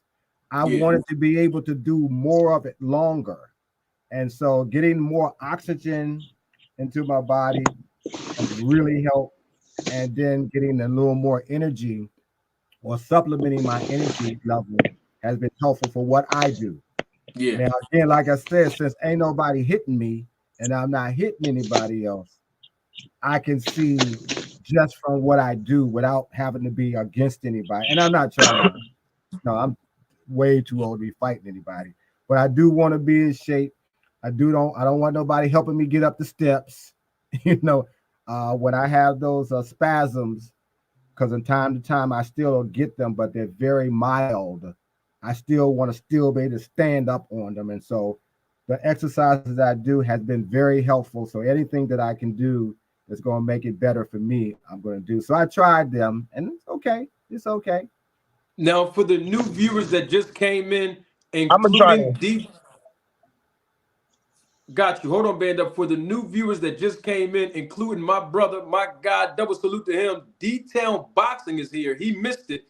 Can you please show us on the screen, Mr. Gregory, what you put up so that we can see for the new viewers that just chimed in? That is the Vitalize from SNAC. And then there was the... Or oxygen. Bring your... pull it up there and turn it around. The Hypothetical. And that was something that Mr. Greg has been using, both products from the SNAC products since the middle of November, you said, or the early November? Yeah, early November, yes. Early November, so almost a month and a half, he has been using those 2 products, and it works. According to Mr. Greg himself, it's okay. And also, Mr. Greg even admitted in previous panels that he was on that because I kept talking about the SNAC program over and over again, it was like, and I keep telling people it works. And Mr. Greg saw me drink the Expedite. Everybody saw how it enhanced my performance just in that short period of time to give me that boost that I needed. I mean, he's done it because of the education and promotion of me. And so with that being said, can't nobody deny that it works. Victor Conti, let me show him my eyes band up. Victor Conti, if you're watching, I just proved to you, brother. Send me a check in the promo code. I've been promoting the brand for months. And now it's time for more people to buy into that the SNAC program works. If we do that, I don't see any. The only problem the SNAC program ever will have, is Victor Conti. That's the only problem it's going to have. That's my opinion. And then when I think about it a little bit more, because we heard Bud say, and I question that myself, and I'm a Bud fan, that he used it with other things. If all of the fighters who are fighting today, not just a few who are over there, but every fighter was on the SNAC program, I still can see people arguing, well, he's getting something that I need, but I don't get, et cetera, et cetera. So that'll always be that problem. Some people thinking you're getting something that I'm not, and those kind of things. But I wish there was confidence in the supplement program itself, without Victor Conti, where everybody will say, okay, this is one more thing for athletes to do to be better, to be healthier, to stay safer, because they're getting the maximum performance out of their bodies for whatever it is that they do. And it's not drugs or PEDs or synthetic steroids, because that does harm you on the long run. But, you can't get, we're cynical in terms of boxing fans. There's always going to be something to complain about. So we got Lucky McKinnell's here. We was talking about Deontay Wilder's fight with Parker. I wanted to get banned up your breakdown and prediction, and also Lucky McKinnell's prediction of the Wilder versus Joseph Parker fight. And then, of course, we'll move on to the main event, which is Anthony Joshua against Otto. Forgot how to pronounce his first name. Wallin. So starting with you, band up. Hey, Deontay Wilder, he's back. He said he's going for the knockout. He's coming off of a long layoff. He has a 7-inch reach advantage. Joseph Parker, he said he got Tyson Fury that's in his corner teaching him, different things to do to beat Wilder. These are all the three facts that we have before us right now. Band up, what's your take on the fight between Wilder and Parker? Who wins and how?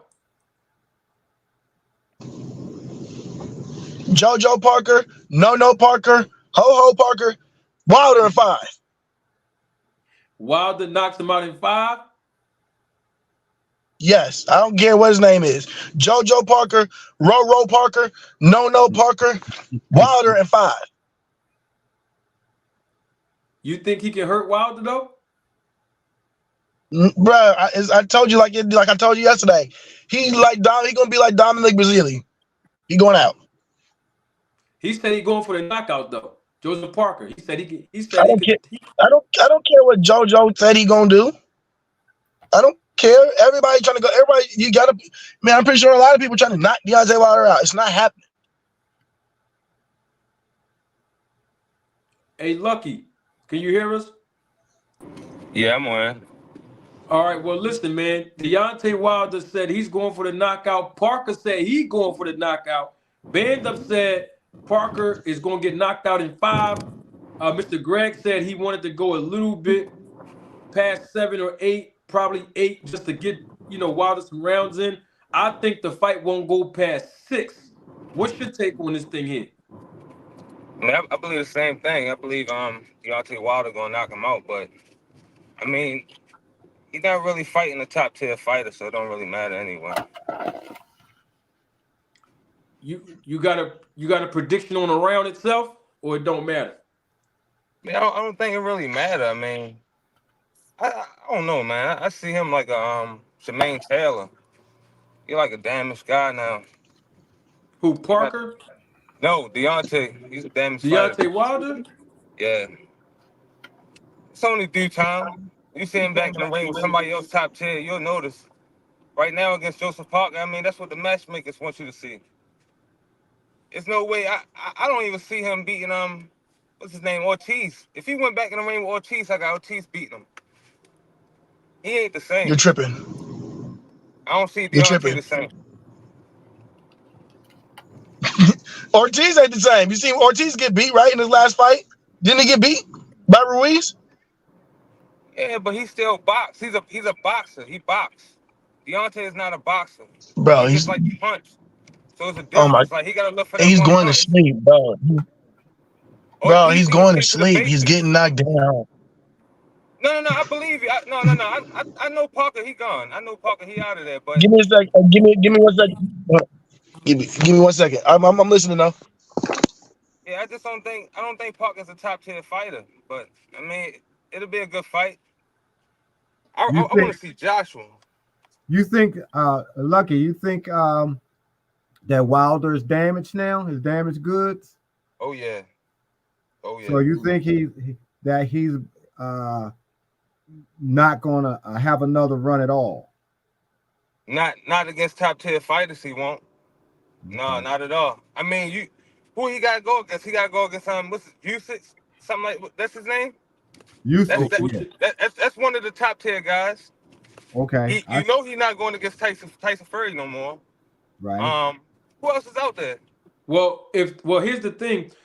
If Joshua wins and Wilder wins, we're hearing that the Saudis is willing to put up money for them two to fight each other next.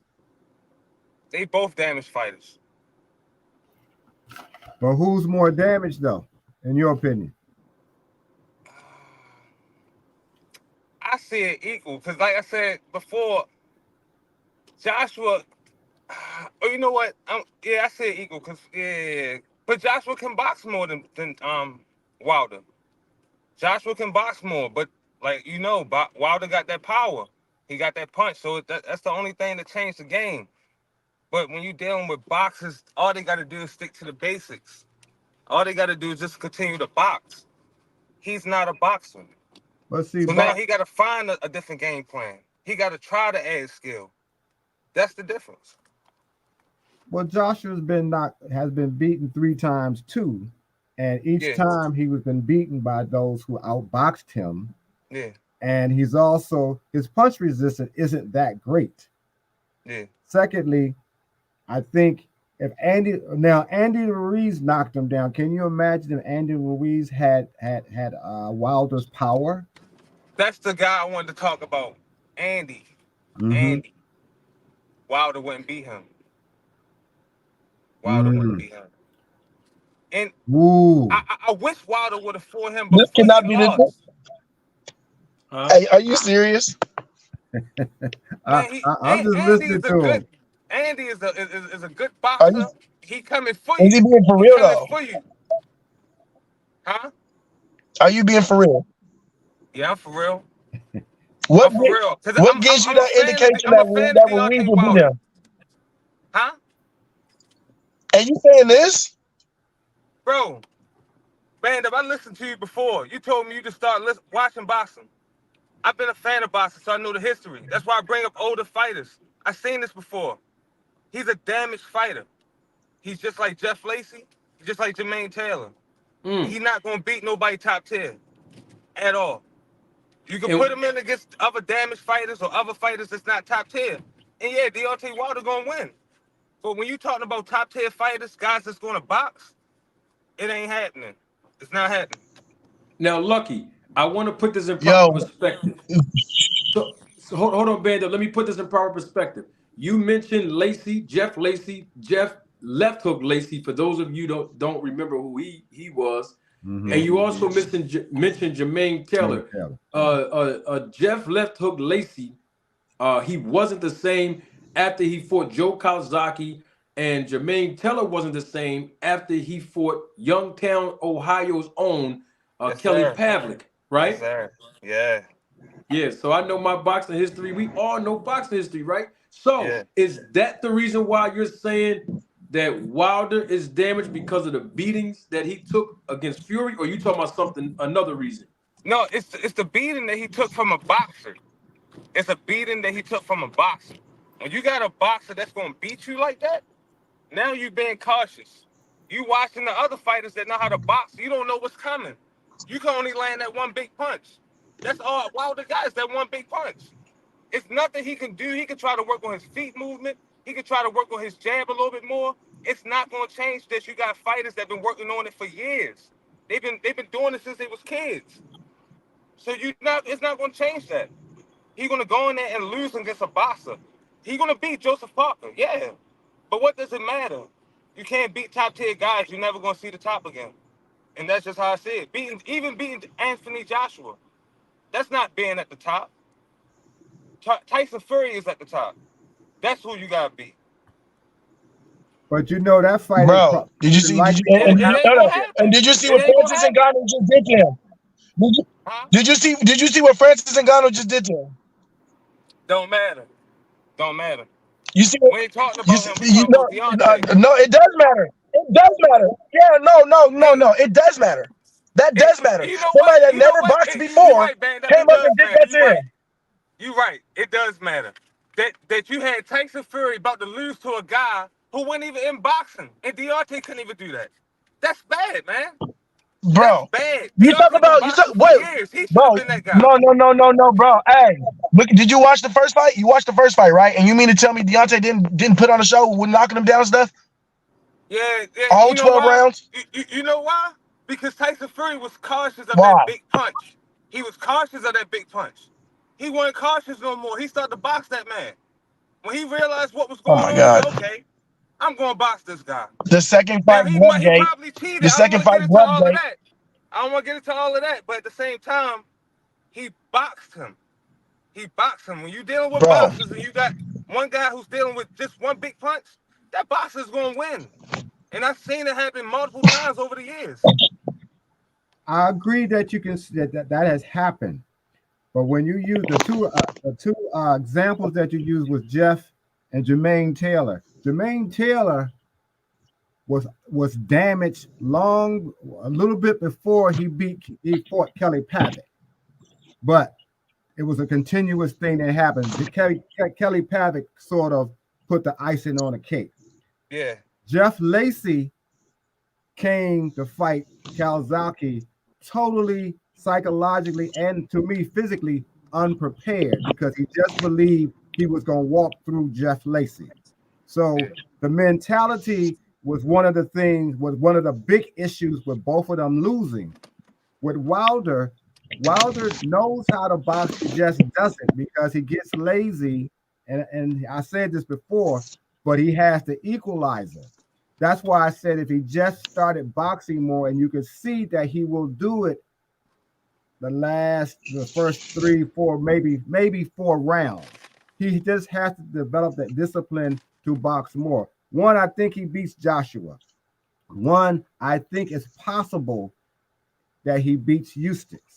So I don't think he's totally done, but I see where you're going with it in terms of the boxer. What about Andy? Andy Ruiz? Yeah, what about him? Oh, I think he beats Andy as well. Andy had a great night one time when he beat one time Joshua, and then he got happy and got undisciplined, and I haven't seen that change in him since. Yeah. See, it's just like anything else. Once you get at the very top, as they always say, staying there is the hardest part. You can get there. It's already hard to get all the way to the top. Andy got to the top, and then he didn't do the things he needed to do to stay there. And there's where the problem will lie, because that's, everybody's getting money now. And once you start getting some millions of dollars and buying your Rolls Royces and your Rolex watches with the diamonds, you get lazy. You don't put in that extra work because now the target is on your back. Everybody gunning for you. And with Andy's situation, he thought he was going to do the same thing again with Joshua. Joshua was gun shy, of course, and Joshua stayed away. But Andy should have done more, and he should have been better prepared because he's the one who had everything to lose this time, and he didn't go in there with that mentality. Yeah. So, but I believe Wilder, even though he's only lost to one person, but yes, it was 2 times and a draw the second time, and that draw was real tight too. I admit that all the way around. But I think Wilder has it in him, at least the mentality to want to get back to the top again.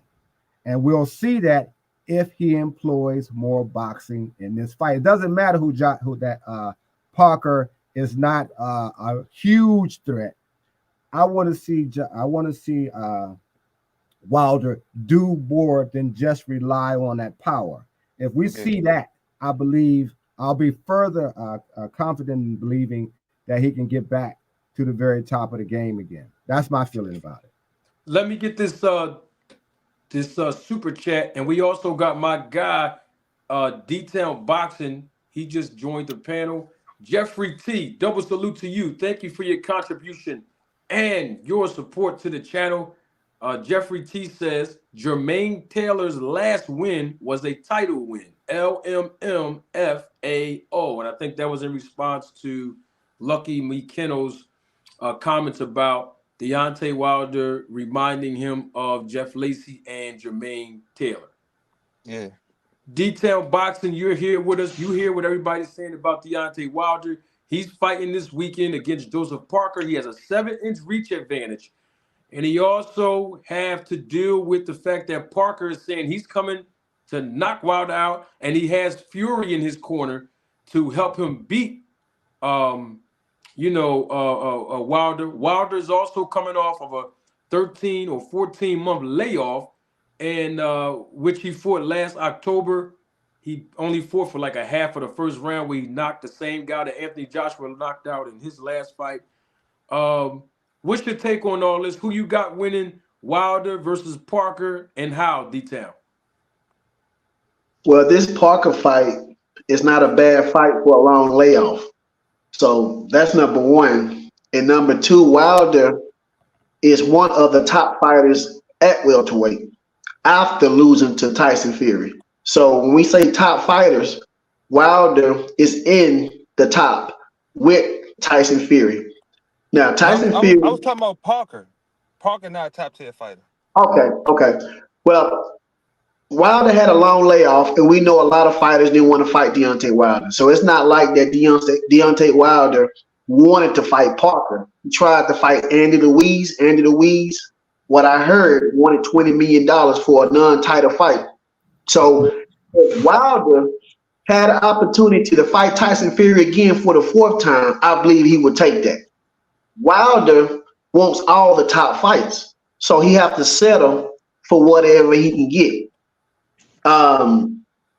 Wilder is not damaged goods. He fought against probably the best heavyweight, Tyson Fury, and Tyson Fury had to cheat against him. So if you look at it, no other man did Tyson Fury the way that Wilder did him. And Wilder weighing like what, 120, 130, 145, Tyson Fury almost 300 pounds. And the last fight, he knocked him down twice. Wilder got knocked down twice. He got knocked out. The first fight, Wilder knocked him out cold. The fight should have been over. The second fight, what it is what it is. But ain't no other man did Tyson Fury the way Wilder did. And many people say that Wilder can't box. He can't fight. He only has power. Wilder has more than power. Just like my brother, right over me, what's his name? Gregory.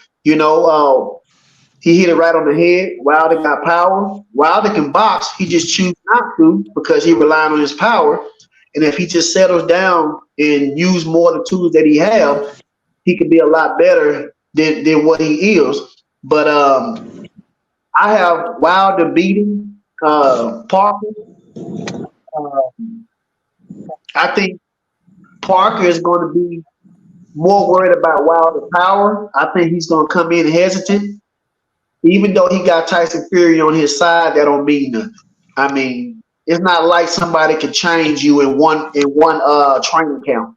You know, you have to be working on whatever Tyson Fury is showing him in multiple training camps, not just one. So once a dog get hit, he revert back to his old style. So I have Wilder doing the same thing. Now, can Joseph Parker Joseph Parker have a chance to beat Wilder? Every fighter has a chance to beat another fighter, but I give him a slim chance to beat Deontay Wilder. So I'm gonna say that Wilder is going to beat Joseph Parker. I give him maybe between 5 and 7. I believe Joseph Parker gonna go in doing what he's trying to do. He know that Deontay Wilder is relying on the power. He know Deontay Wilder has, I guess, the reach, maybe a little bit the height. He know Deontay Wilder gonna be powering him with that jab, and looking for that power shot. I think Joseph Parker go try to move around and try to tire Wilder out, hoping that he can land something and maybe hurt Deontay Wilder. But Deontay Wilder, for him to be a small or a skinny heavyweight, he got a lot to him. So I have Deontay Wilder beat Joseph Parker. We got a consensus here. Everybody got him winning. That's for sure. D-Town, you said you got him winning. Do you think this is going to go 12 rounds, or do you think Deontay's going to knock this kid out? Well, I said that it's going to be between 5 to 7. 5 and 7. Deontay Wilder will knock him out. 5 to 7 knockout. Hey, man, Jamarty. Yes, sir. I never told you what round I thought it would be. I think it would be second round. Second round, Parker or Wilder? Parker. I think Wilder will knock Parker out by the second round. Okay, so Wilder's going to knock Parker out second round. Yep. I wanted to say something to what he. Can't hear you, Band Up. Go ahead, say it again. Band Up, go ahead, you got it. Band Up. Can you hear us? He not even looking. That's that Boost Mobile. that Boost Mobile. that Boost Mobile, young boy. that Boost Mobile, baby. Hey. Nah, what I was saying is, yeah. You good, man? What's up? Yeah, I'm good. I'm good, Marty. I just thought I hit the button. Listen. I thought I hit the button. I said I thought I hit the button. I ain't trying to get in your business, man. What you doing in your car, bro? What's going on over there, man? Oh man, I'm out here, Christmas shopping for the kids and picking up some cake for people. Oh, you good then? All right, you straight, bro. I'm just messing with you. All right, go ahead. What you wanted to say? So you were talking, but yeah, I was saying something to what he said earlier, and you know what I mean. Yeah, I might not, be the biggest historian in this boxing knowledge, but I do know how to look at a fight. You feel me? And I have watched a lot of UFC, and I know what it takes when a fighter gets the crap beat out of them and coming back and you know what I mean, in a second rematch and showing off and showing different skills. You know what I mean? So when you talk about Wilder getting beat by a boxer, yes, he might got out finally somebody that caught up to him with the skills enough to beat him as a boxer, because Tyson Fury is not the only boxer that Wilder's faced. You know what I'm saying?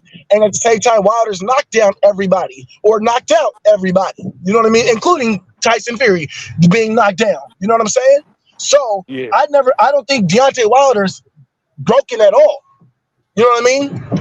I don't think he's broken at all. And like I was telling Marty yesterday, I think Wilder needed this time off to sharpen up more skills because of the lack of some basic boxing skills that he has. He needed this layoff to sharpen up the skills that he don't have. You're right, Bando. You're right. Let me get this super chat real quick before we get to Anthony Joshua. I'll be right back. All right. We got, hold on, let me get this thing up here. We got my guy here. Once again, Jeffrey T, thank you for your contribution and your support to the channel. Jeffrey T says, at 38, you can argue that Wilder might have gotten better with Malik Scott. Now, Wilder's 38 years old. He's with my guy, Malik Scott. Malik Scott is from the city of Philadelphia. He's from my city. The last time I saw Malik was probably at the beginning of this year.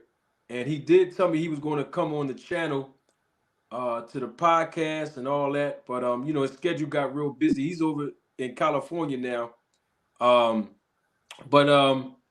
Is there any truth to that, y'all? Did y'all see any, I don't know if we had enough tape to see him in a live fight yet. This will be their third fight together. The first fight, obviously, he had with Malik. He got knocked out. Wilder did. And then the second fight, of course, he fought in the first round and knocked Helenius out, and that was the end of that. This is his third fight, fighting Parker. Do we see that Malik Scott's plan or the things that he, incorporated in training for Wilder? Do y'all think that it's gonna play a part in this fight, or it don't make a difference? Because some people say you can't teach an old dog new tricks. What's y'all take on his training with Malik Scott? Well, I go first. When he fought Tyson Fury and he was with Malik Scott, he knocked down Tyson Fury twice. I mean, so that means that Malik Scott is doing something. And when we say Tyson Fury, we talking about Tyson Fury. We're not talking about some Oswald or some Where's Waldo. We talking about Tyson Fury. We talking about the boxer, somebody bigger than Deontay Wilder, has a longer reach to him, way more, can box. I mean, that can move. He can do it all. And Deontay Wilder knocked this man down 2 times. Now, we all know Deontay Wilder has stamina issues, and when you fight against a great boxer, you have to move a lot and also have to hold another fighter weight and all this crazy stuff. Yeah, you would tire down. But I believe if Deontay Wilder had more stamina, it probably would have looked a little bit different. I'm not saying that he would have won. I'm just saying he might would have won. But the stamina issue is one of the things that Deontay Wilder had. If he could correct that, I think he'd be a whole beast. But I think Malik Scott is helping Deontay Wilder. Sometimes you need time off, just like my brother said, you need time off. I think he said to sharpen up skills, sharpen up things he don't have. But I think to sharpen up something, you have to have it to sharpen it up. If you don't have it, you can't sharpen it up. But I think Malik Scott feels a benefit to Deontay Wilder. It takes time. It's not something that happens in one training camp, maybe not even 2. But I think that every little bit that he gets from his trainer, Malik Scott, and Deontay Wilder feel comfortable with him, I believe it will work. Now, like I say, he was fighting Tyson Fury. None of these guys are Tyson Fury. So, I mean, I can only see Deontay Wilder get better. All right, that's on detail. What you got, Greg? Is Malik Scott an added addition? Will his training regimen show up in this fight against Joseph Parker? I believe so. I believe also maturity will show up as well. When you get beat, regardless of how you got beat 3 times by the same person, and you would just say hairbreadth away from always winning, you learn something. Sometimes you just have to be humbled. I've already said that Wilder has boxing skills that he just wouldn't use enough. Malik Scott is probably getting him to do more of that, to add that to his arsenal and make that one of the main focuses. Then I heard that you just said that they had been, even though he hadn't been in the ring, he's still been in the gym. Well, he's not just in the gym, just, working on power. Usually you're working on your footwork, your head movement, your jab, your body work. So you're doing those things and you're building your confidence up to do that. And now you're mature enough to know, I just can't rely on my power. I know that works. Let me get 2 or 3 other things that work as well. And I think that's what's happening. I hope that's what's happening. And Malik Scott is probably a better fit, because I think he and Mark Breland somehow they weren't gelling when it really counts. And I think him and Malik Scott, in fact, are doing that. So I think that's an added dimension because you got to have a team. Somebody got to see what you don't, and somebody got to let you know. I'm seeing that you could be doing this, but you're not doing that. Why? Explain that to me. So I think those are the kind of things that's happening in there with Wilder. And of course, like I said, you can get humbled and you realize that you got to do something that you haven't been doing before. And all of those things will come together, I believe, in this fight here, and it will only get better for him. That's where I see it. But yes, I do believe Malik Scott is a welcome and a great addition for him. Wilder lost to Tyson Fury twice, not 3 times. I'm sorry. You fought the guy 3 times, and you didn't. You didn't win 3 times. Let's put it like that. That's a better way to go with me. You didn't get the official wins the 3 times that you fought him. Yeah, it was a tie, and then he lost twice. Right. I'm saying so you didn't win. The tie wasn't a win, and the 2 knockouts were. Well, of course, you didn't win those 2 either. That's how I'm looking at it. No, that's cool. I would just let you know. I get you. Yeah, I just did. I didn't mean to say he lost 3 times, but you get in the roll, you just roll off with it. But that's where I'm seeing with Malik Scott. But we get ready to see in about 2 or 3 days. Yeah, we about to see what's up. Now we got to get on Anthony Joshua because Anthony Joshua, he's in there with a guy who did really well. Speaking of Tyson Fury, Wallin did pretty good in that fight with Tyson Fury. I don't know if it was from a headbutt. I can't remember. Was it a headbutt or a punch that opened up Fury?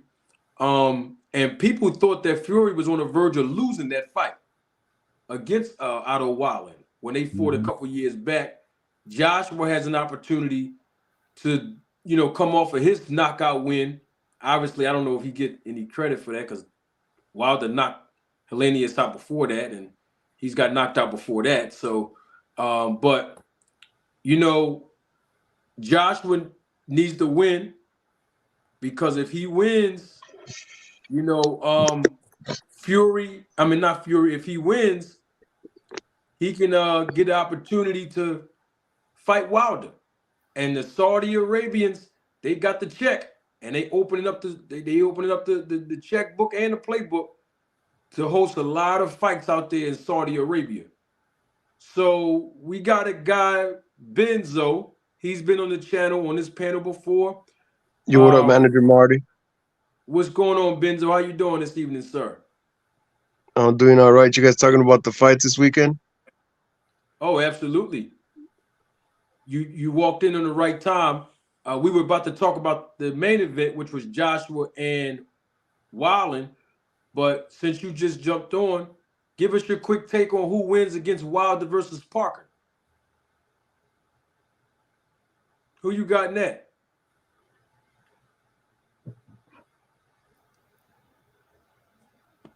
Testing 1, 2. Benzo, you here?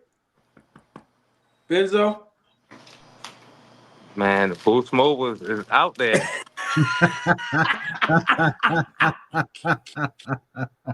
Sorry, my phone was cutting off here. I apologize. Going through we a rough know. area. Oh no, it's all right, brother. You didn't know. You didn't know. So who you got on this Wilder versus Parker fight, real quick, before we get to Joshua and Wallin? I got Wilder. I think he's gonna win. I think he's a better fighter. He's got the power. I think he's gonna be able to come out and put that out on display.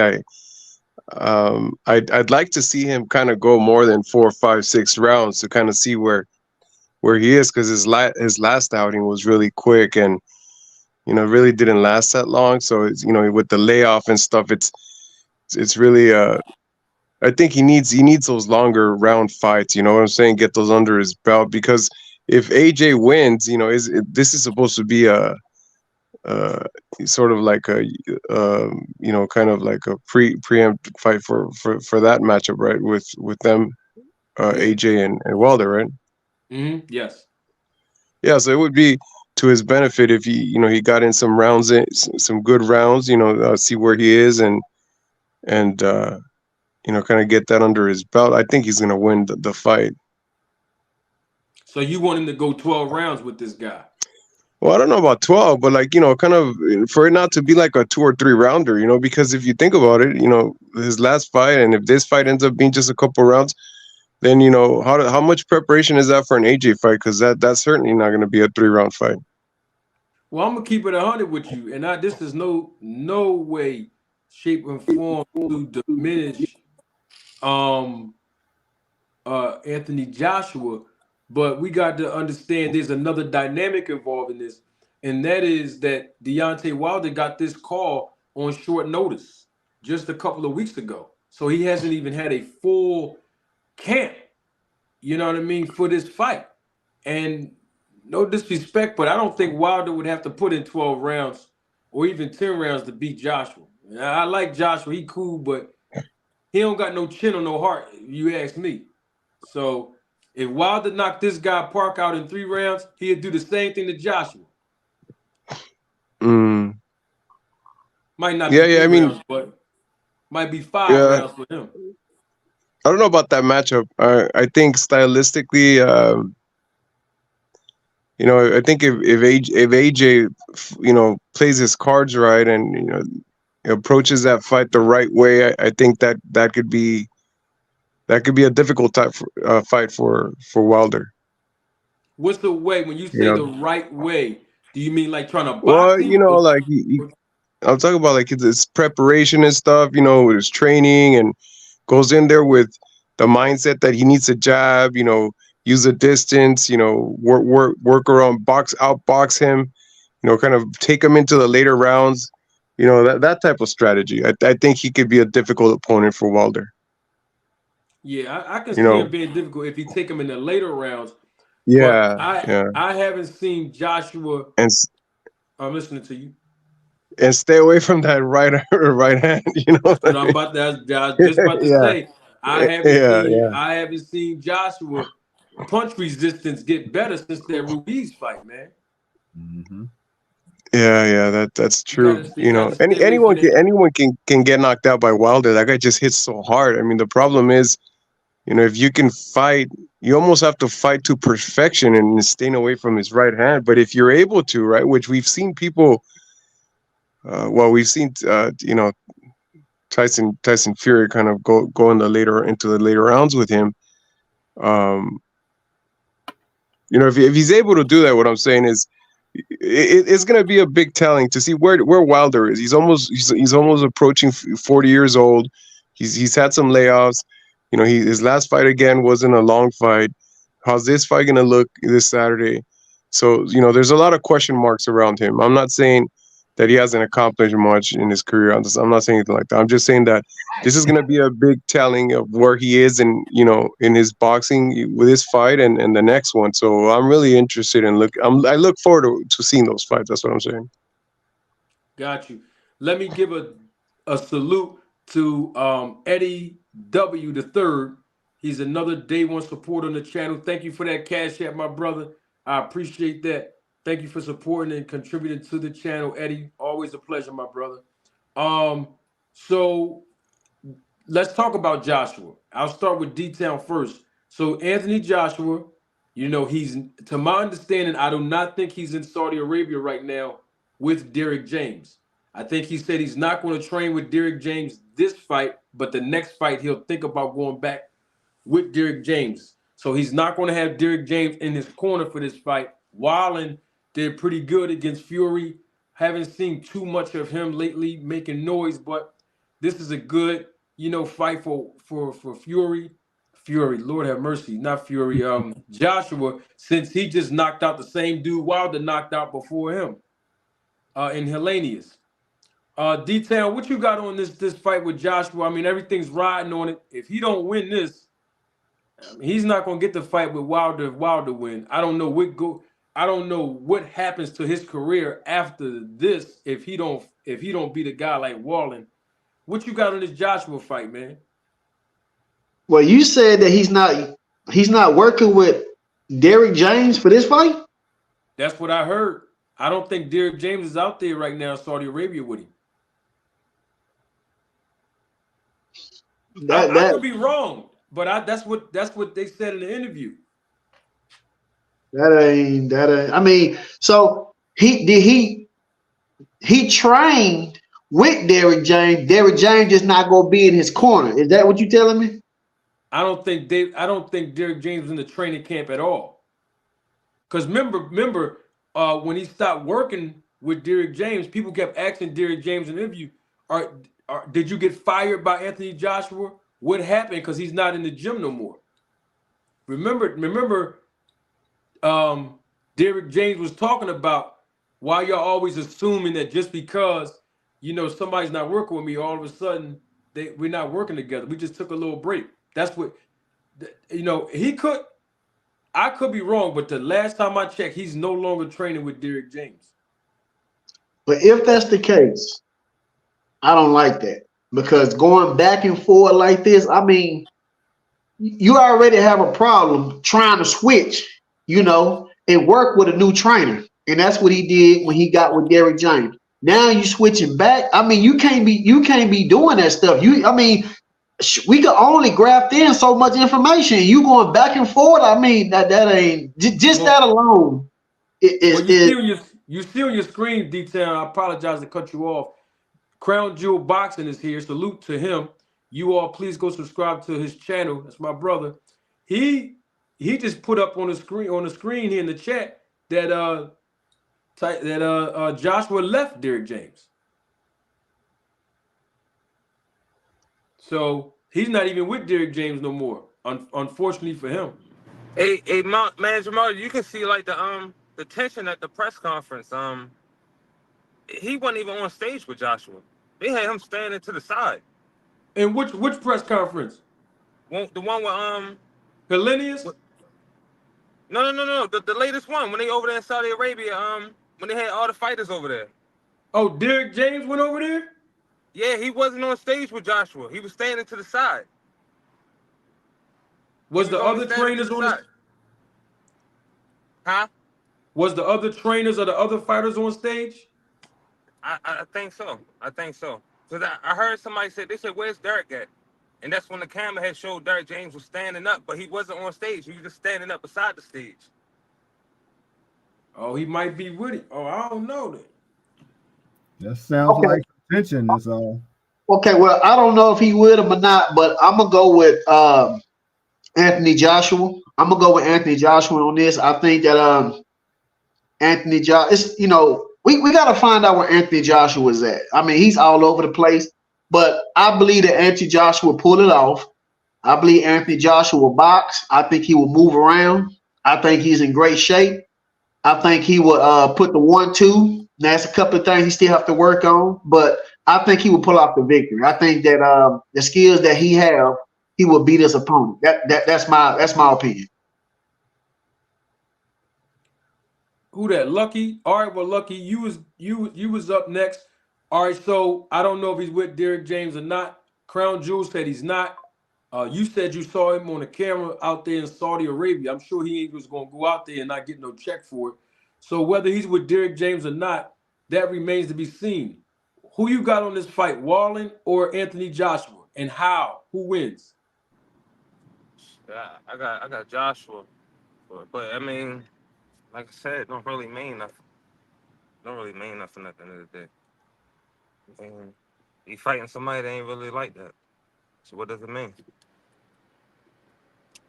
I mean, when you got Ryan Garcia going against Tank, and you got these other guys trying to fight the best, why do we get left with Joshua fighting a nobody, or Deontay fighting a nobody? It means nothing. Not to the sport of boxing.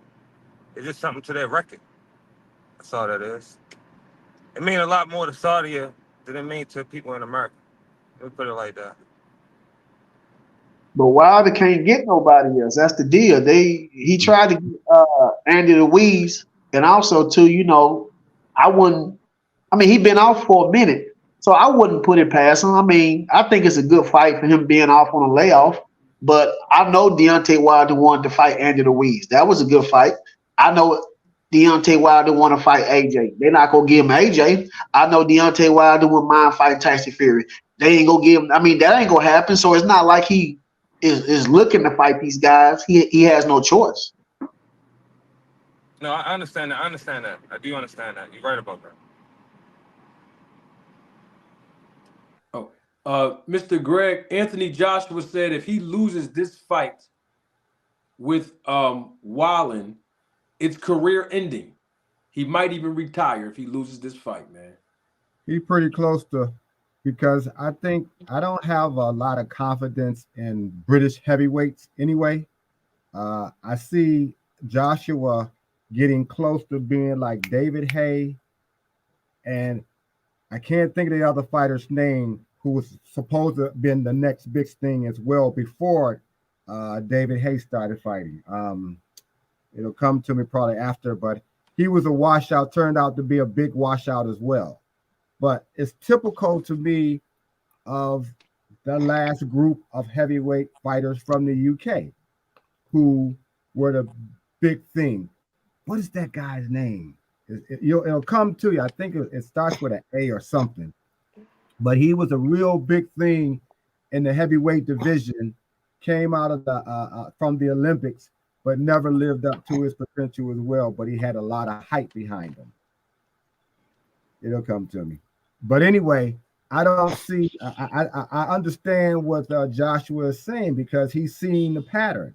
You know, he was at the pinnacle, and then a guy at the last minute replacement, you know, basically knocked him out, and he's been in a tailspin ever since. He hasn't come out of it. Now you got a guy who he get ready to fight, who had a great showing against Tyson Fury. So he's coming in with a lot of confidence. I'm not sure what his training has been, but I know he's brimming with confidence, even though he didn't get the fight. But we understand what happened there. And Joshua is still trying to find himself. In terms of the fight not meaning anything, no, it's not the Fury versus Usyk fight, but then everybody else is here. You got Joshua there, you got Wilder there, so everybody else is at the bottom tier, or the second tier, I should say. So we got to see those fights. Having them sit around and do nothing makes them less prepared if one of them gets to fight Usyk, or even if they fight Fury again, including Wilder. So those other fights still have to happen, and we still have to see how prepared they are. That's why we're talking about their preparation, who's training them, et cetera, et cetera. But we're watching, everybody's coming off some kind of loss. How are they going to deal with their comeback fights or their next fights, which where they are right now? So Joshua got to see if he found himself, if he's going to look very good, because if he looks very good and Wilder wins, you know, the Saudis going to pull the truck up to the both of their houses. Take what you need. Just come on over. That's a huge motivation for any fighter, first of all. So I definitely think they will be motivated on the financial end of what could happen if he wins, and even more so how good he looks. But he got to find himself in this particular fight, as far as I'm concerned. And Wallin has to go ahead and take advantage of that confidence that he has, showing that he at least belongs in the ring with these guys. Can he beat Joshua, who's a little bit shaky? Yeah. Who has a suspect chin? Definitely. I won't predict Joshua winning, because I think it's 60-40, to be quite honest, from just a psychological point of view. But that can make all the difference in the world in a fight, you know, because now all of them are looking, even though they got to fight each other, they're fighting because they see what the next fight could be.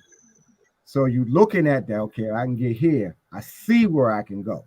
So where they have that in them. So I see it as a 60-40 fight. right now. Going Joshua's way only because Joshua has had the better fights and so forth. Gotcha. That's my opinion. Hey, Mr. Greg, was you talking about Amir Khan? Who? Amir Khan? What about Amir Khan?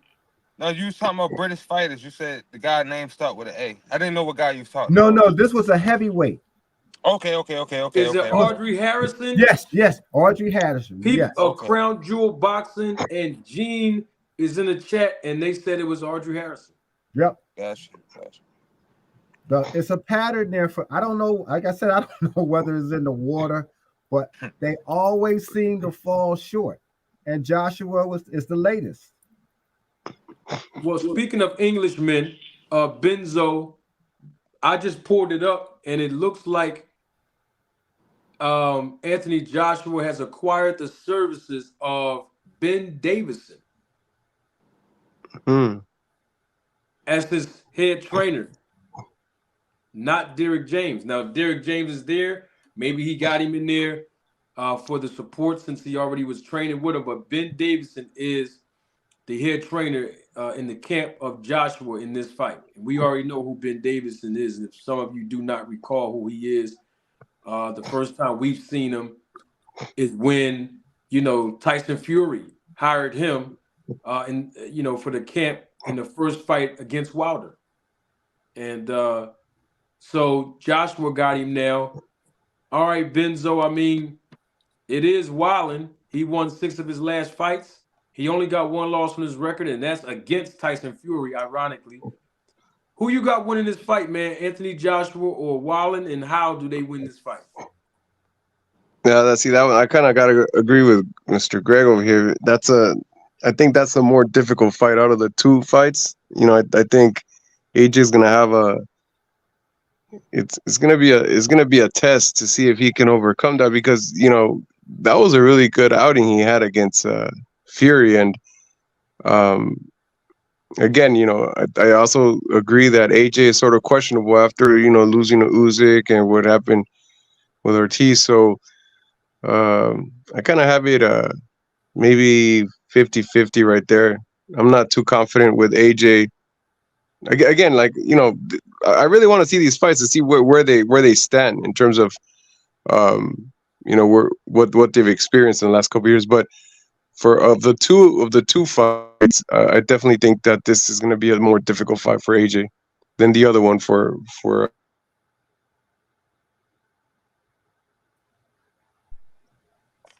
Hey, Marty, I know this is sort of off. It's about the fighters, but we were talking briefly about the trainer with Derek James being with Joshua. Yeah. I asked this question earlier on Ross's show. Emmanuel Stewart and Eddie Futch, 2 of the greatest trainers, bar none. Mm-hmm. How would you see the fight if, say, Eddie Futch had Wilder and Emmanuel Stewart had Joshua to train fully to fight each other? Say that one more again.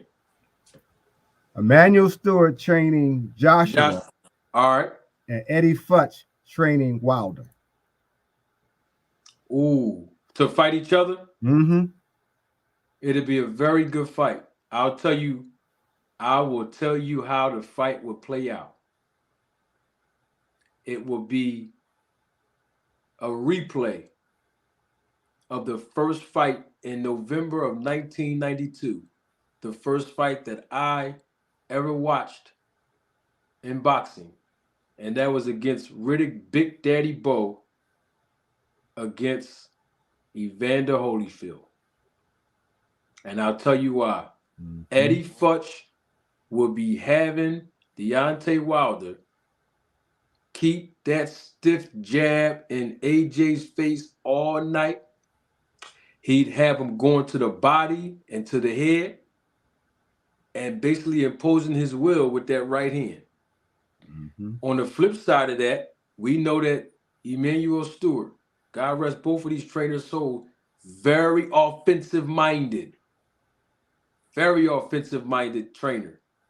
And so Joshua would have to be offensive minded going against Wilder.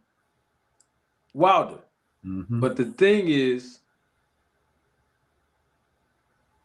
Emmanuel Stewart will create a Hearn in Joshua, which means that he would have to fire that right hand at will all the time and often. And on top of that, the same way he transformed Lennox Lewis. Lennox Lewis, yes. Get in there in boxing too. Don't stand right in front of him. Because if you recall, Oliver McCall had Emmanuel Stewart in his corner when he knocked out Lennox Lewis. Mm-hmm. And Lennox woke up, and the next day he got on the phone, and guess who he hired for the rematch? Uh-huh. Emmanuel Stewart. And he made him a better fighter. Made him a better fighter. And so, but he also taught Lennox how to box and stop looking after the right hand all the time. Mm-hmm. And I think that's what the fight that we would have got. A boxer puncher in Joshua, which is really what he is. And then a strong, powerful bully in Wilder. And that's Eddie Futch. You know, his thing is you go in there and bully him. When you hurt him, get him out of there. That would have been had those trainers now. I wish we had. Man. And also, I would have to agree with Crown Jewel Boxing. Mm-hmm. All that we see Wilder doing outside, he would have to learn how to do that on the inside. Because he don't know how to fight very well on the inside, because of course he don't really need to. But Eddie Futch, if you go back and watch that fight, anybody listening, go back and watch that fight between Riddick Bowe and Holyfield, and you'd be surprised how well of an inside fighter Riddick Bowe is. Because he had the reach, he had the size, he had a good jab, good footwork and the right hand. But if you look at that fight, when they got on the inside, Holyfield got off now because he was in range. Don't get it twisted. But you'll see how Riddick was going to the body and he was lifting up. He ran to Holyfield's head with that uppercut. They was banging it out on the inside. And people couldn't understand how good of an inside fighter Riddick was. Eddie had Riddick Bowe looking the best he's ever been. Best he ever and demanded from him when Riddick went to get him, he told Riddick, "You BS just 1 minute. If I come, I'm gone." Yep. And Riddick understood. Yep. Emmanuel did something. He stopped Lennox Lewis from doing some of the dumb stuff that he thought it was cute in the ring. So basically, you had two superior alpha class trainers. Yep. Who showed these two guys what discipline really is and how you are going to apply it in your craft. And I asked this because I don't see none of the trainers today with that kind of skill set that elevates their fighters in a way that those two guys could. You know what's interesting? I saw my main man, Pots and Pans, Greg Hackett. Most of y'all seen him interview on YSM. I seen him about a month ago at one of our amateur shows, and I was at the gym that he trained at. And I told Greg, that's one of the things I like about him. He still have that old school way. And, you know, a lot of these trainers, and I'm not talking about just the trainers in the last 5 years. I'm even talking about the last 10 to 15 years. A lot of these boxing trainers that's training, you know, our young athletes, most of them, they have the towel around the shoulder, and Crown Jewel Boxing can admit to this. He's seen this certain places as well, where they'll tell the fighter, go give me 3 rounds on the heavy bag. All right, go give me 2 rounds on the speed bag. All right, give me 50 sit-ups. They're telling them, all right, throw the jab, throw the left hook, and then they be on the phone doing something else. Not the fighter, I'm talking about the trainer. Yeah, I know. Or they're preoccupied with something else after giving instruction. And my thing is, it's all about teaching the fighter. Why should the fighter do that? How should the fighter do that? Show the fighter what happens if they don't follow your instruction. What are the adverse effects? Where's the teaching? Where's the training? So we don't see a lot of the teaching involved. Yeah. That's one of the things I love about Mr. Bosey, Jerron Boots, and his dad. You know what I mean? He's old school with the teaching. I see that in him too. Oh yeah, he's old school with the teaching and the defensive tactics. You know, this stuff really, you know, make the difference between the fighters that's coming up and the fighters that have trainers that still imply those old school traditions that really work. You know what I mean? Yeah, right. Georgie Benton was another one that I was. Georgie Benton. Woo! And so Georgie Benton. Hey man, it's Amadi. You know, most of the fighters back then, you know, they would. Well, most of the fighters who had good trainers, they would tell you that their trainers was more like a father figure. Yeah.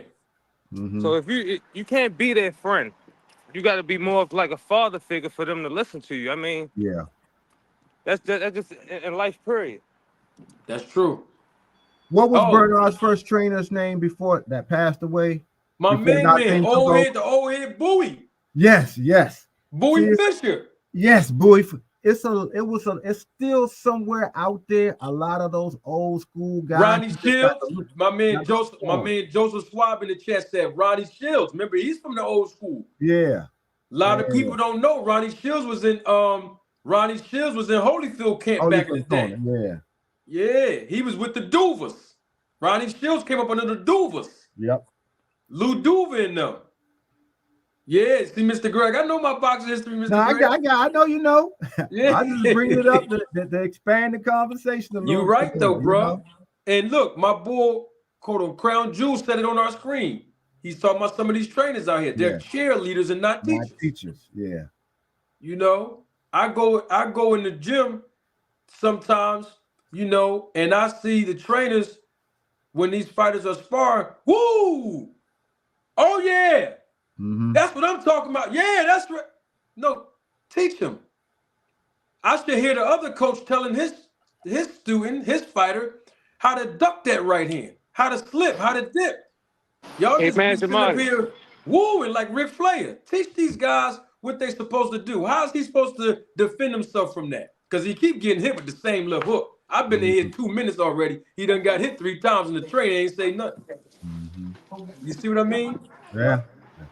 Hey, you know what's that referee with the big eyes? I forgot his name. I know you're talking about. That's what some of the trainers look like during the fight. They're not even giving out instruction. They just looking excited. They're not even really giving out instruction. They standing there with big eyes. The only 2 people that can always get away without having to give like all of these instructions in fights is Floyd and Roger. Floyd Sr. and Roger Mayweather. Listen to them in the corner when Floyd fight. They only give minimal instructions. Remember, Floyd was born out of his mother's womb into a gym. So it's not a lot of things they don't have to give him too much instruction. All they got to do, keep landing that right hand. Yeah, don't go in exchange with him. Yeah, you doing a good job. Yeah, you stop playing with him. Y'all. It's time to get him out of here. They ain't got to give him too much because Floyd. It's Floyd, but everybody can't be Floyd. You got to give these fighters instructions. Look, I'm going to give you an example. Okay. Oh, go ahead. I'm sorry. No, I'm just going to say people forget that it's a science. They forget that part. See, Nassim Richardson, God rest his soul, he came up under the lineage of Leon Tabbs and Bowie Fisher. Yeah. So he had that old school way. You know, both his sons Rock and Tiger, you know what I mean? So when Bowie Fisher had Sugar Shane, of course, Sugar Shane was older in his career, but go back and watch when Sugar Shane fought Floyd. He specifically told Sugar Shane, all right, you got to swim without getting wet. Yeah. Everybody was listening like, what are you talking about? They didn't know what he was talking about. What do you mean by that? That's the old school saying. because he instilled those principles in the training camp in the gym. So when he go out there in the live event and say it, Shane know exactly what he's talking about. And he saw things that other, the fans didn't know that trainers would look for, like the hand wraps when he caught Trinidad and things like that. And Margarito, he even called out Floyd because he knew Floyd was getting the cortisone shots in his hands, and they was Shane a little bit of flack about, because he had done the Balco thing. And Nazim came back at them and said, wait a minute, Floyd got steroids in him as well. So he called it out, not to embarrass him, but just to say, wait a minute, we all got some issues here, but we can still do the fight, because it came up when they were developing the fight between Floyd and Shane. And Nazim, well, it was the cortisone shots. His hands was real brittle. Yeah, his hands was brittle because Floyd also had the whole family, supposedly, all four of them actually, had calcium deficiencies in their bone. That's one of the things I understand about them. And that does cause brittle hands and brittle bones, period. Calcium deficiency. Somebody in the chat mentioned Virgil Hunter, too. Good trainer. Yeah, Virgil's good, but like I said, the top tier is just those two to me. Is Emmanuel Stewart, Eddie Futch, and we can throw in Georgie Benton. Everybody else is 3, 4, 5, 6, and 7, so forth. That's how I see those fights. What number do you give Freddie Roach? Who's that? Freddie Roach can be in the top 10. Okay. He can be in the top 10 because Freddie Roach came up under Emmanuel Stewart, I believe, if I'm correct. Yeah, I didn't know that. Yeah, I think he came up under Emmanuel Stewart. Who, Freddie Roach? Freddie Roach. That's a good question. I don't think so. He probably did. I think it was Emmanuel Stewart he came up under. I know he used to be a fighter. Yeah, he was a fighter, and he got hurt, and so he switched up and started training. But I think he came under Emmanuel Stewart. But it's something to look at, but it's good history to review, because Freddie Roach did great in his career, and he did wonders with Pacquiao for certain. Oh, I knew Eddie Futch. Eddie Futch, yes. I'm sorry. Eddie Futch, that's right. Joseph Swab and not Joseph Swab, Crown Jewel said it. I knew when you said, I knew it was a black man. I just didn't. When I saw his name in the chat. It was one of the two greats. That's what I understood. Eddie Futch. Yeah. Eddie Futch. Dad, we know our boxing on this joint. Yeah. There you go. There go my guy. I ain't seen him on the panel in a while. What's going on, my guy, man? Marty, what's good? Man, I'm good. What's up with you, man? Man, I'm driving back from New York right now. I was listening, so I figured I'd stop typing while I'm driving and go ahead and click on. But yeah, Freddie Roach came up under the Eddie Futch tree. My former brother-in-law, Virgil Hill, 5-time world champion, was Freddie Roach's first world champion. So I know a little bit about Freddie Roach because, like I said, Virgil was my former brother-in-law and also my trainer at one point, stablemate at one point. So, and we got kids that are first cousins. So I know Freddie Roach's story pretty good. And what happened was he was assisting Eddie. Eddie had like 30 fighters at one time that were all champions, and Eddie would just come in the last 5 days of camp. And Freddie would be with Virgil the entire camp, or with Marlon Starling the entire camp. And what both of them ended up doing is saying, well, basically, Freddie, you're doing all the work, and we still got to give Eddie 10%. So why don't we just pay you and cut Eddie out? And that was the birth of Freddie Roach as a top-notch trainer. Wow. Yeah. You say Virgil Hill is your brother-in-law? He was. We had kids by sisters. And yeah, our kids are first cousins. We spent a lot of time in the gym together. And my last 2 professional fights, he trained me, and his wife managed me. So yeah, we So pretty tight. you also kin to the singer. I can't think of her name either right now. That she found out that Virgil Hill was her father. Nah. Virgil. Nah. You know who I'm talking about? I don't think so, but Virgil has a few children and he's been married a few times. It's a singer that she Oh no, said you that talking about you talking about Virgil Hunter. It's Keisha Virgil Cole's Hunter. I'm talking about Oh. Virgil Hill, the 5-time Okay, right. world I'm champion. sorry. Yeah, I was talking about Virgil Hunter. You're That's right. the singing I'm talking girl. about Virgil Hill, Olympic Yeah, the silver singing medalist, girl. light Yeah. heavyweight, cruiserweight champion Right, of the I know world. you're talking about now. Yeah, I had it wrong. I'm sorry. Yeah, you talking about what's her Virgil name? Hunter. I like her. Keisha Cole. Keisha Cole. Yeah, you talking about Virgil Hunter, Andre Ward's trainer. Yeah, that she found out late that Virgil Hunter was her father. You know what was so funny, right? How media works. When that came out, they showed a picture of him and her on a private jet, right?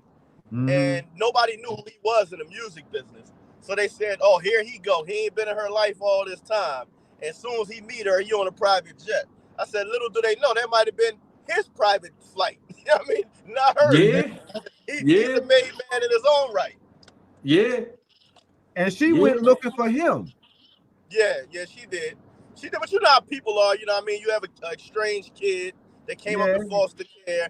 She finds her dad. Her dad happens to be black, and she's a millionaire. They think he's just some bum trying to get back in her good graces to get some money, not knowing that he's successful in life as well. Right. That's true. Yeah. Life brings you all kind of twists and turns. Dang. Yeah, man. I mean, them old school trainers, Crown Jewel, you have made a statement in the chat, and you had said that some of the trainers today, compared to them old school trainers, are cheerleaders and not teachers. You want to expound on that for the audience that probably didn't get a chance to see that? Absolutely. Fortunately, I was able to work for the New Jersey, fortunately or unfortunately, right? I was able to work for the New Jersey State Athletic Commission for 5 years as an inspector, right?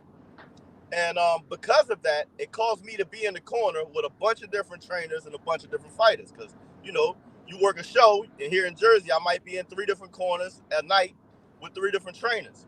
And what I learned, like I said, and I think I have a pretty good gauge because the guys you talked about, I've spent a few times in camp with Eddie Futch. I've been in the gym with Emmanuel Stewart. I've been in the gym with Freddie Roach. Legendary trainer from my area named Mike Hall. I've been around a lot of these really good trainers. Fred Jenkins as a kid. A lot of really good trainers. How about Crown Jewel? Crown Jewel, can I say something? In the gym. So, Crown Jewel. Yes. You said Fred Jenkins. Yes. From Philly? Absolutely. My amateur fights, I came up in Philly. And ABC Gym? Freddie gave me years ago. He would always see one of my trainers, Mike Hall, and say, like, you know, I wish he was my fighter. So that was always near and dear to me that he was saying that. And he was training like Zaire Rahim and people like that. And he's saying that about me. You know, that made me feel really good. You know Fred Jenkins, right? Yeah. ABC Gym. Absolutely. 26th at Master Street. He still calls me every now and then. You know he's my first boxing trainer when I was 15, 16 years old, man. I knew it was something about you I liked. I know you can go there because I'll tell you like this. I don't think I've ever seen Fred with a fighter that couldn't fight.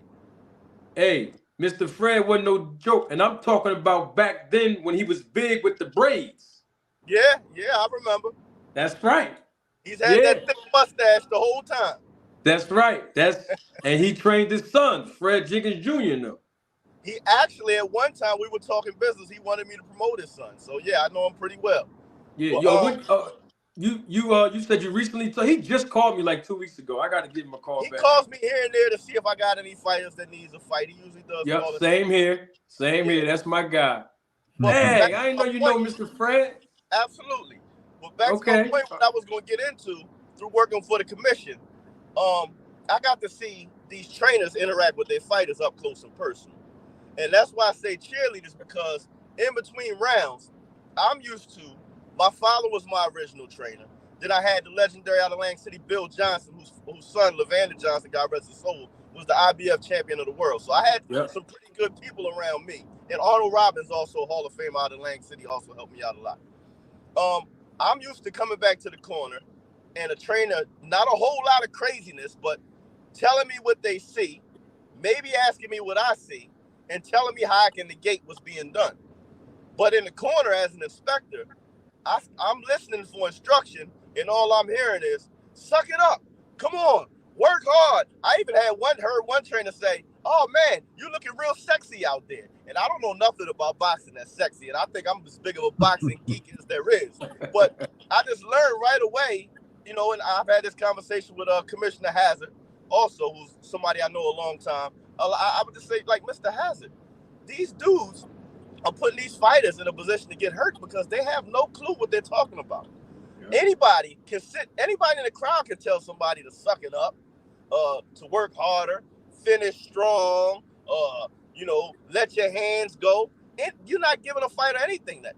Tell him what this guy is doing that's successful and tell him how to take it away from him.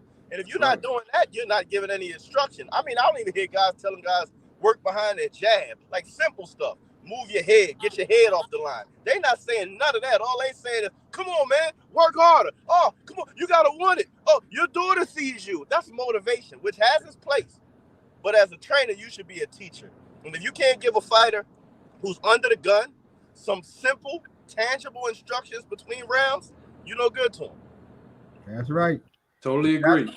That's why I don't like watching fights with a whole bunch of people, because I want to hear what the instructions are taking place in those corners. Yeah. I want to hear everything. I want to see if the fighter is listening and if the trainer is being honest and telling them what to do and seeing if it's happening out there. If it doesn't happen out there, there's a disconnect between those two. Yep. And on the flip side of that, I've also seen you can't teach a guy how to fight night either. So to your point, Marty, when you talk about Big Floyd, Roger, and Jeff giving very simple instruction between rounds, that's because the work was already done in the gym. So already done. Rapport, and we work a lot in the gym. I may say two words to you. To everybody else, it's just those two words. But between me and you, we have an understanding. And there's a whole nother thing that builds off of those two words that I'm looking for. And that's right. In between rounds, you don't want to be giving a guy too much anyway. Like, how much of that you think he's going to remember going back out there to compete, especially if it's in a high-level fight? You know what I mean? You want one or two clear, concise instructions, you know what I mean? And first and foremost, if there's something that's bothering him, you want to try to take care of that first. But, you know, if you see an opening or something, you give him one or two concise instructions per round to build on, that maybe by mid-fight, you have total control, hopefully, in a perfect world. But I've seen both sides. I've seen guys, obviously, haven't been talking to his fighter this way in the gym, because the fighter has no clue what he's talking about in the fight. And it seems like they're trying to teach him how to fight night. Or you see guys before the fight in the dressing room on the pads, and he's telling technique on the pads. Like, he's not going to learn how to fight tonight. You can forget about that. All you're supposed to be doing is warming this guy up and sending him out to battle. You know what I'm saying? But, yeah, I just think, period, coaching in boxing right now is pretty bad. And I was intrigued. I just got my amateur license again for the first time in years. I've had both my pro and amateur licenses over the years, but I took a break. So I just went back to amateur again because I got a few amateur kids. And I was kind of excited to see that you actually have to take classes. And both safety classes, nutrition classes, rule classes, and technique classes to be an amateur trainer. But I was a little taken back because you don't need none of that to be a professional trainer. All you have to do is pay for your license. And that's a shame. Yep. Where are you located at, Crown Jewel? You in Philly? Nah, I'm in Pleasantville, New Jersey, 5 miles outside Atlantic City. But because we're closer to Philly than we are North Jersey, our amateurs come up through the Mid-Atlantic in Philly. So we kind of like, when I was coming up, we were kind of, Philly was kind of home for us when it comes to boxing, because that's where all our amateur experience came from. Hey, I would go there a couple days a week and spar, and pretty much all my amateur fights that weren't tournaments were all in Philly. Right. Go ahead, Marty. You in Mid-Atlantic now, or you over there in Jersey? Yeah, we're in Mid-Atlantic now. You know that's my LBC, right? Absolutely. You know, before we knew each other, I've seen you at TKO judging, I've seen you at different spots. Matter of fact, one night my heavyweight won the fighter of the night a couple years ago at TKO, and you was there judging. So you know what I mean. I've seen you around. Like, I'll just say this to tell you something about me. I wasn't gonna be as friendly as I am with you and as personal as I am with you if I didn't already have an understanding of who you are, have seen you around, and seen your work. Your reputation precedes you, and I knew who I was talking to before we knew each other. Yeah, most people always tell me that, and then I'm like, dang, I didn't know you know who I was. Well, boxing's so small, man, and like That's I said, right. I was working, last couple months. Last fight I was working with Anthony Young up at TKO, so I was up at TKO all the time. I had my amateurs fighting up at TKO, and a lot of the guys I know. So, I was able to get an understanding as to, I don't say a whole lot initially, but I watch people. So when you ended up talking to me and I came on your live, it flowed because I already knew you had a good foundation in boxing, and I already had heard you was a good person. Yes, sir. And that's how I got my first fighter too. Somebody called me. I got my first fighter as far as like managing. A guy called me through Facebook. He called me right through Facebook. He wasn't even a Facebook friend of mine, but he called me through Facebook, and I wasn't even managing. I was helping sponsor fighters back then. And he called me and said, I heard so many great things about you. Can you manage me? And I was like, well, I don't know too much about managing. I got to study, understand what I'm getting involved in before I can, make a commitment and tell you something, tell you yes, and I don't know what I'm doing, And he just kept calling me. We kept talking. I kept studying. I kept getting around certain people. And I was like, all right, I'll manage you. And the rest is history. And then, basically what it was is as Crown Jewel was saying, my reputation preceded me because he heard so many things about me as far as my character, integrity, business, just how I am. And I was like, man, how you get my number? He's like, no, this is Facebook. I'm like, damn, I didn't even know you could call people on Facebook, like on a phone call. Yeah. You know what I mean? That's that was how back they go, then. though, Marty. A lot of times we don't choose what we want to do. It kind of chooses us. Yeah. Like for years, I've been telling fighters for years, I'm not a trainer. I don't want to be a trainer. I'm not going to be a trainer. I was managing a couple fighters, and I would take them to my former trainers and have my former trainers train them because I just didn't want the day to day. You know what I mean? And Anthony Young, Juice, who fought Alexis Rocha last year. Yes. I've known him since he was a little boy, and he kind of somebody twisted my arm and got me to start going down to the local rec center after I retired and start helping kids. So he started just showing up at the gym, working out here and there. So I'm like, all right, Choc I call him Choc. Choc want to come get some work. Okay, no big deal. So one day he comes to me before he's leaving. He said, Jewel, which is what everybody here calls me. He said, yo, Jewel. I said, what's up? He said, I'm going to need you to start coming in at 10:30 too. I usually go in at 4:30. I'm like, what you mean? He's like, yeah, I just got offered the biggest fight of my life, and I want you to help train me. Wow. And I'm like, huh? I'm like, I told you, I don't want to train, but I've known this guy since he's a kid. Yeah. It's the biggest moment of his life. And I'm like, there's no way I can tell him no. You know what I'm saying? And from then on, now I have like 7 or 8 fighters I'm training. And in the back of my mind, I'm still telling myself I'm not a trainer. But they kind of put me in a position where I couldn't say no. Yep. Man, that's good stuff that you was able to give something back that you had to give. Yeah, and I mean, one day I'll let him come on my channel and tell a story. But the thing about me is, a lot of people, it's about money. He'll tell you he was fighting the #1 ranked welterweight contender in the world on the zone.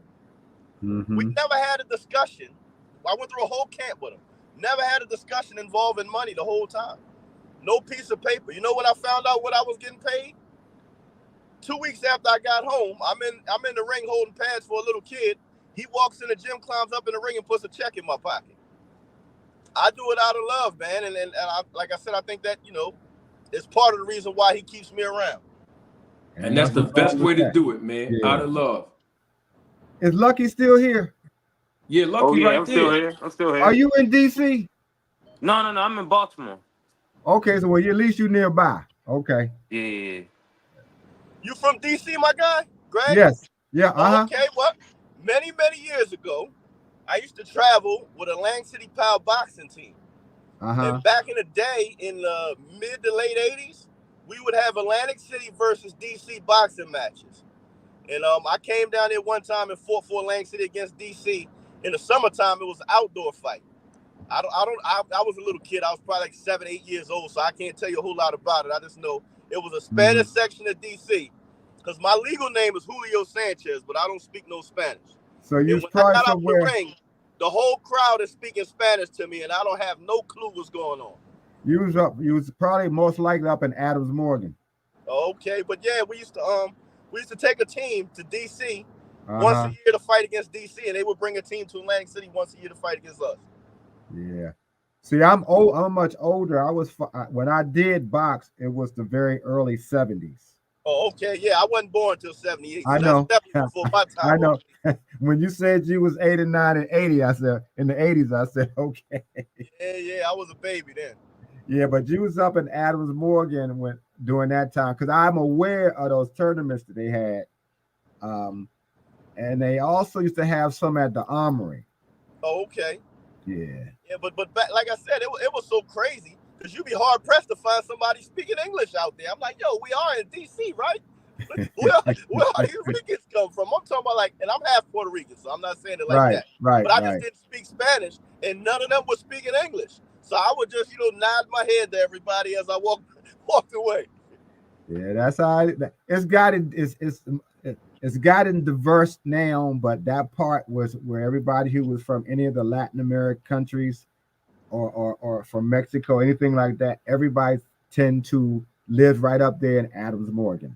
Oh, okay. So you had all the businesses up there, the families, just the whole community. Now, and it was rough too because I can remember at that time, like I said, I was a little kid, but you pay attention to the narratives and stuff. At that time, DC was the murder capital of the world. So I was about to tell you, yeah. Well, my dad was my trainer, but also the other trainer, Bill Johnson, who was Lavander Johnson's dad, was there. And I remember a guy named Johnny Jones knew DC pretty well. So after the fights, he wanted to break off and go see his cousins that lived nearby. And me being a little kid, I just followed him and went to his cousin's house. And I remember, when my dad finally caught up to me and figured out where I was at, he wasn't happy. And he kind of let me know, like, listen, you ain't home. You know what I mean? Where did y'all, you remember where y'all went? Huh? Do you remember where y'all went? I have no clue. I know we ran to some row homes. And when I came back, I just know my dad ran me the riot act. Like, listen, you are not in Jersey. You don't know these people. This is the murder capital of the world. And don't you leave my sight no more as long as we here. Yeah, it got pretty crazy very quickly because like a lot of urban cities and so forth, it was during the height of the crack era. That crack era, yup. Hip hop was just popping off, so everything was technology was getting in the hands, weapons, all of that was happening all at one time, and so it just got. At one point, there was a show that used to come on called City Under Siege, and every week it was about how many people done got dropped in the street, who was on the run, how many people got busted, et cetera, because a lot of people was dropping every week. Yeah, it's nuts. It was a wild time, definitely. Yeah, it definitely y'all was. Legendary, it's rough in your city. Anytime the mayor can get set up, caught on tape, doing nose candy, and get reelected. Listen, DC, about it. People, and I did too. We loved Marion Barry. That's what's up. His biggest problem was never doing anything wrong to the city or to people. Marion really just liked the cognac and women, and he didn't control himself. But that don't make him a bad person, though. No, it didn't. We loved him, and he loved us back. My thing, I don't care what you do in your personal time. If you get the job done, you get the job done. Yeah, they tried to get at him, and when the thing happened to him, he should have seen it because it was somebody who wasn't even supposed to be in DC. But when you're not thinking with your head, thinking with your zipper, that's basically what happened. Yeah. And they filmed him. And you know how men do. The woman asks you for something and you trying to get at her, you're going to get it to her. And that's how they jammed them up. But Yeah. Joseph Geneva, who was the federal prosecutor, face almost fell off the floor. All of those 20 charges they hit Marion with, the only one that could stick was the fact that he had ingested the substance, because that ingesting it was still illegal here as well, but it was a misdemeanor, and that's all they could hit him with.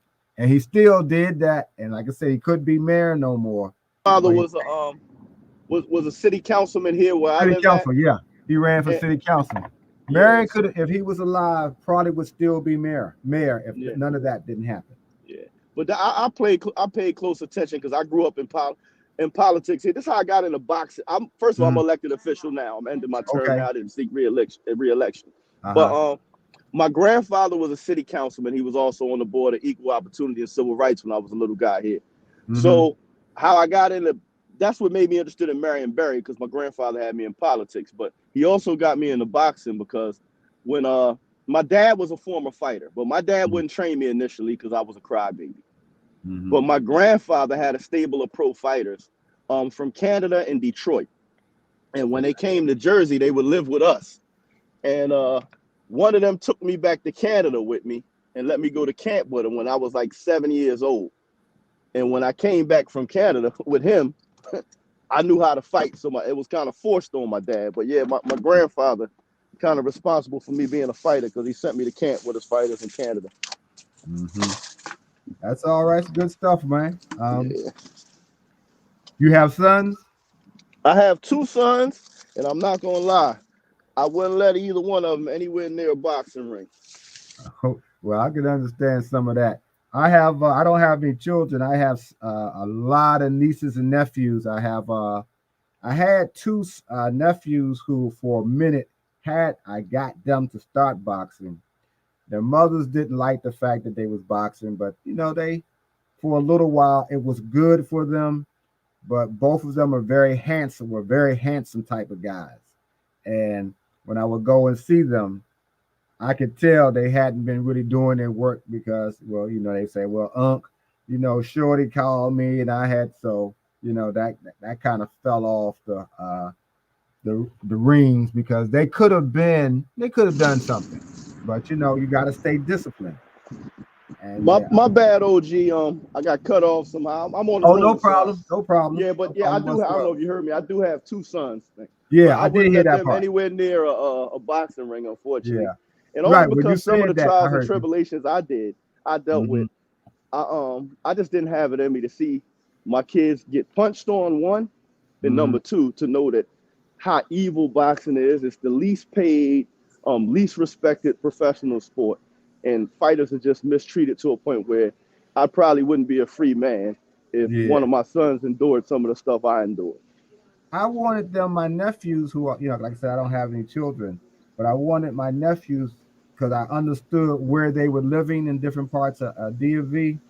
I wanted them to develop more discipline. I didn't foresee anything beyond them doing it as teenagers, becoming very disciplined, learning a little bit about their bodies, things of that nature, being structured. It worked for a short period of time because, again, their mothers was very concerned about them just being hurt at the amateur level. And then because they were good looking kids, women was always around them, and they weren't as disciplined as they needed to be. So you know how that go when you're young. But boxing, as particularly during the time that came up, it saved a whole lot of lives nationwide, particularly us, because you had a lot of, like I said, the old school trainers who wasn't playing with you. It definitely did for me. Yeah, you was gonna be doing A, B, C, D, and E, and that was good for a lot of guys. Because I came up first in the age of heroin. Crack wasn't even a thought then. That came during the late '80s, and a lot of guys was falling to that. And it was a lot of guys who was very good, who also was still, dipping and dabbing with the heroin thing. So, Yeah, as I've a matter of seen fact, I that too. came up with Ray Leonard and the guys that you know of were Mhm. fighting at the same time that I was training and learning. Oh, okay, that's what's up. Yeah, I Well, trained with them at one time. We used to train up in Oak Crest and Number Nine, and a lot of those. It's just during my period of time there was things that black men, black boys did. One of them, if you could fight, somebody was gonna pull you into the gym to see if you can learn the box. absolutely. Yeah. Like I can say, even though I started really young, and Hmm. most definitely did the same thing for me. Because as a younger kid, my first few years of school, I would get pulled out of class twice. One Hmm. was good, one was bad. I get pulled out of class to go to gifted and talented, which was Hmm. good, but I also got pulled out of class every day to go see a behavioral specialist. And Hmm. I started boxing in the third grade. Once I started boxing, after a couple months, I never saw a behavioral specialist again in life. So it definitely turned That me around. structure, that discipline. It was very. I really liked boxing because I used to like the arts. And Hmm. again, if you like ballet and the theater, you're gonna get picked on unless you could fight. Absolutely. And that was the thing with me. I still to this day, I like everything artistic. I used to draw. I had to take my little sister to a ballet class, and that's when I first saw my first ballerina that had my attention. And I used Hmm. to tell my little, hurry up, we gotta get on the bus so we get down there. So I took Well, dance and those kind of things, and I started boxing because of those other things I wanted to do, but I was gonna still do them. But if I had to fight you because of that, so be it. yeah, well, I'll say this. I'll tell you another reason why you needed to fight if you was into all that. We all know if you went into the arts like that, you was always around women, and the women probably had a strong liking to you, and the fellas probably didn't like that. Well, So there you was better some of been that able to fight too. at that too. There was some of that. And as you come up and you get into other things, and depending on who you become as you get older, as a teenager, as a younger man, how you moving out here, uh, you still experience some of that. But then you done made so many friends and associations who stay in certain areas. Like some guys still stayed in the boxing, so I still had entree there. Mhm. Some guys took to being into some of the negative things, but I knew a lot of them as well, and I didn't have a halo over my head either. Um, but I also was interested in some of the more positive things that men can get into, and I was able to do that as well. So I had a pretty full plate of things to be a part of during that time. And I can say the discipline that I got from boxing during the time that I did served me well everywhere I went. It gives you a level of confidence. To me, I could say, it gave me a level of confidence Yeah. to where you How don't long feel you like you been have in? to prove yourself. Yeah. How long you been? You say you're in city politics. Where you are in New Jersey? Well, I just finished my term. I'm gonna Okay. probably, I was on the school board for the last 3 years. I ran for Hmm. city council last year. I'm probably going to run for either council at large or mayor this coming year, 2024. So I'm kind of weighing my options. A guy called my uncle, who my grandfather advised, ended up being the first African American mayor in our city's history. And I Hmm. made them a promise back in 1993 that I would be the first Hispanic mayor because I'm half Hispanic. So Hmm. I'm looking to make good on that promise in the near future. I'm retired now, so I got nothing but time on my hands. Well, I certainly wish you a lot of luck and success in that because I know how vicious politics can be as well. Ooh, I appreciate it. If you would have seen some of the flyers that was going around about me last election, man. Ooh. Oh, I'm sure you got a machine that you're running against. Yeah, and that's kind of my problem right now.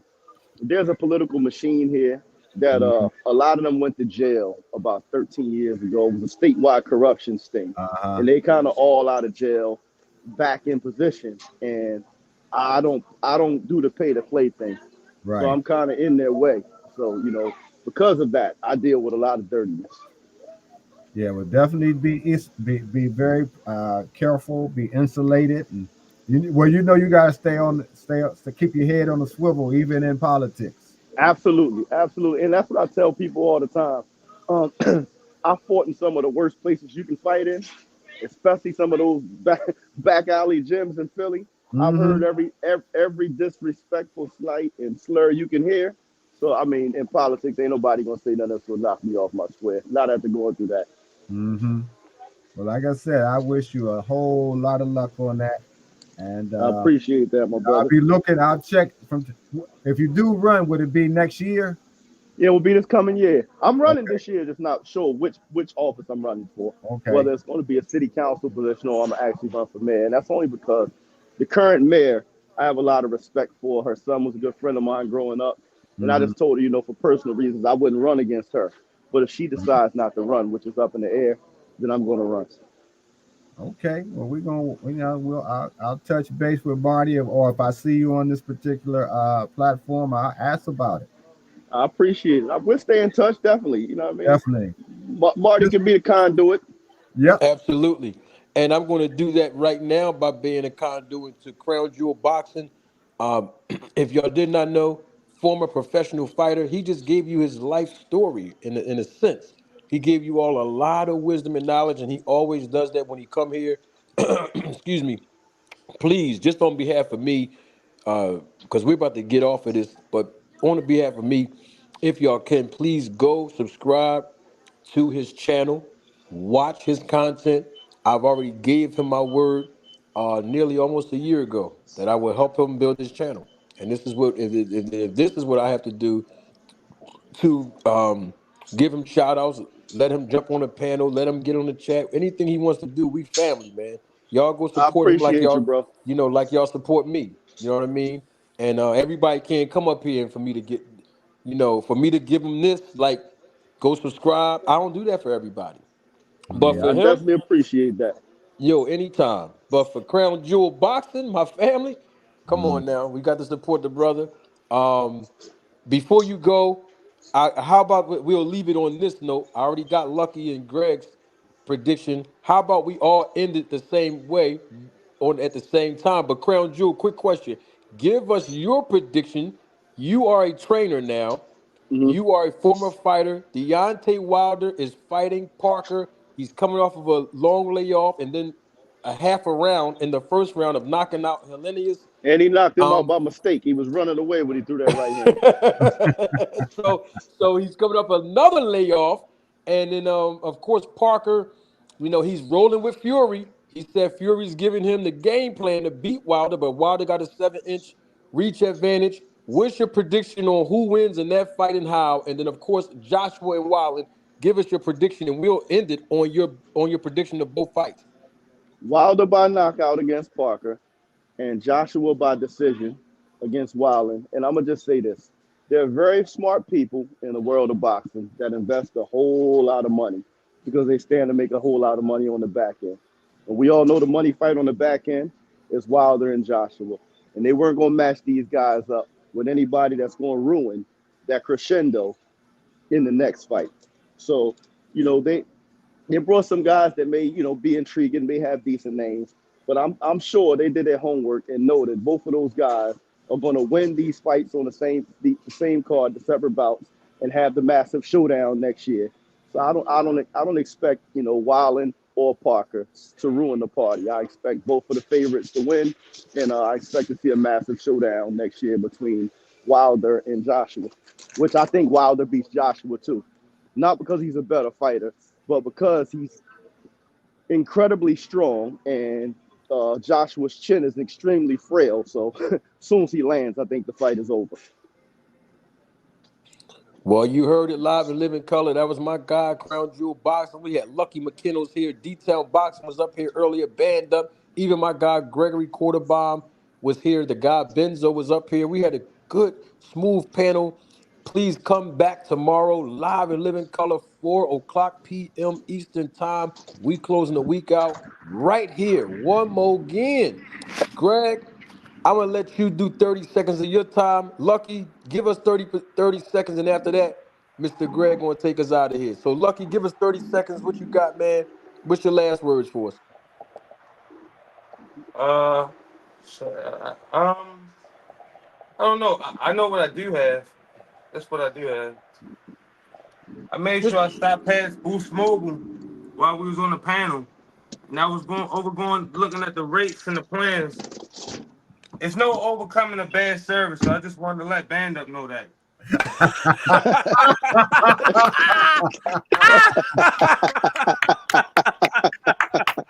Oh, that was a good one.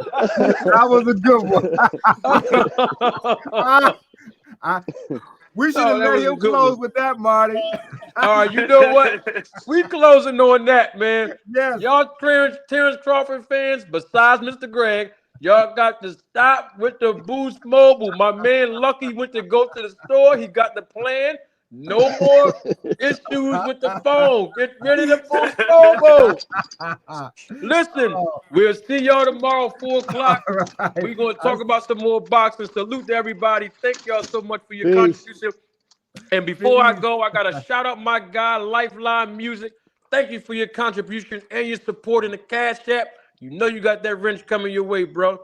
Love y'all. Peace. All righty. Oh, I can't leave. Man, I messed up. Y'all know I can't leave my show talking about some love y'all. And I do love y'all, and I do want y'all to be at peace. But I can't leave my show like that. I got to pull out the same way I pull in with the hottest intro on YouTube. Don't take my word for it. Roll the tape. Representing the business of boxing, ladies and gentlemen, let's hear it for Manager Marty. Thank you. You're far too kind. Thank you.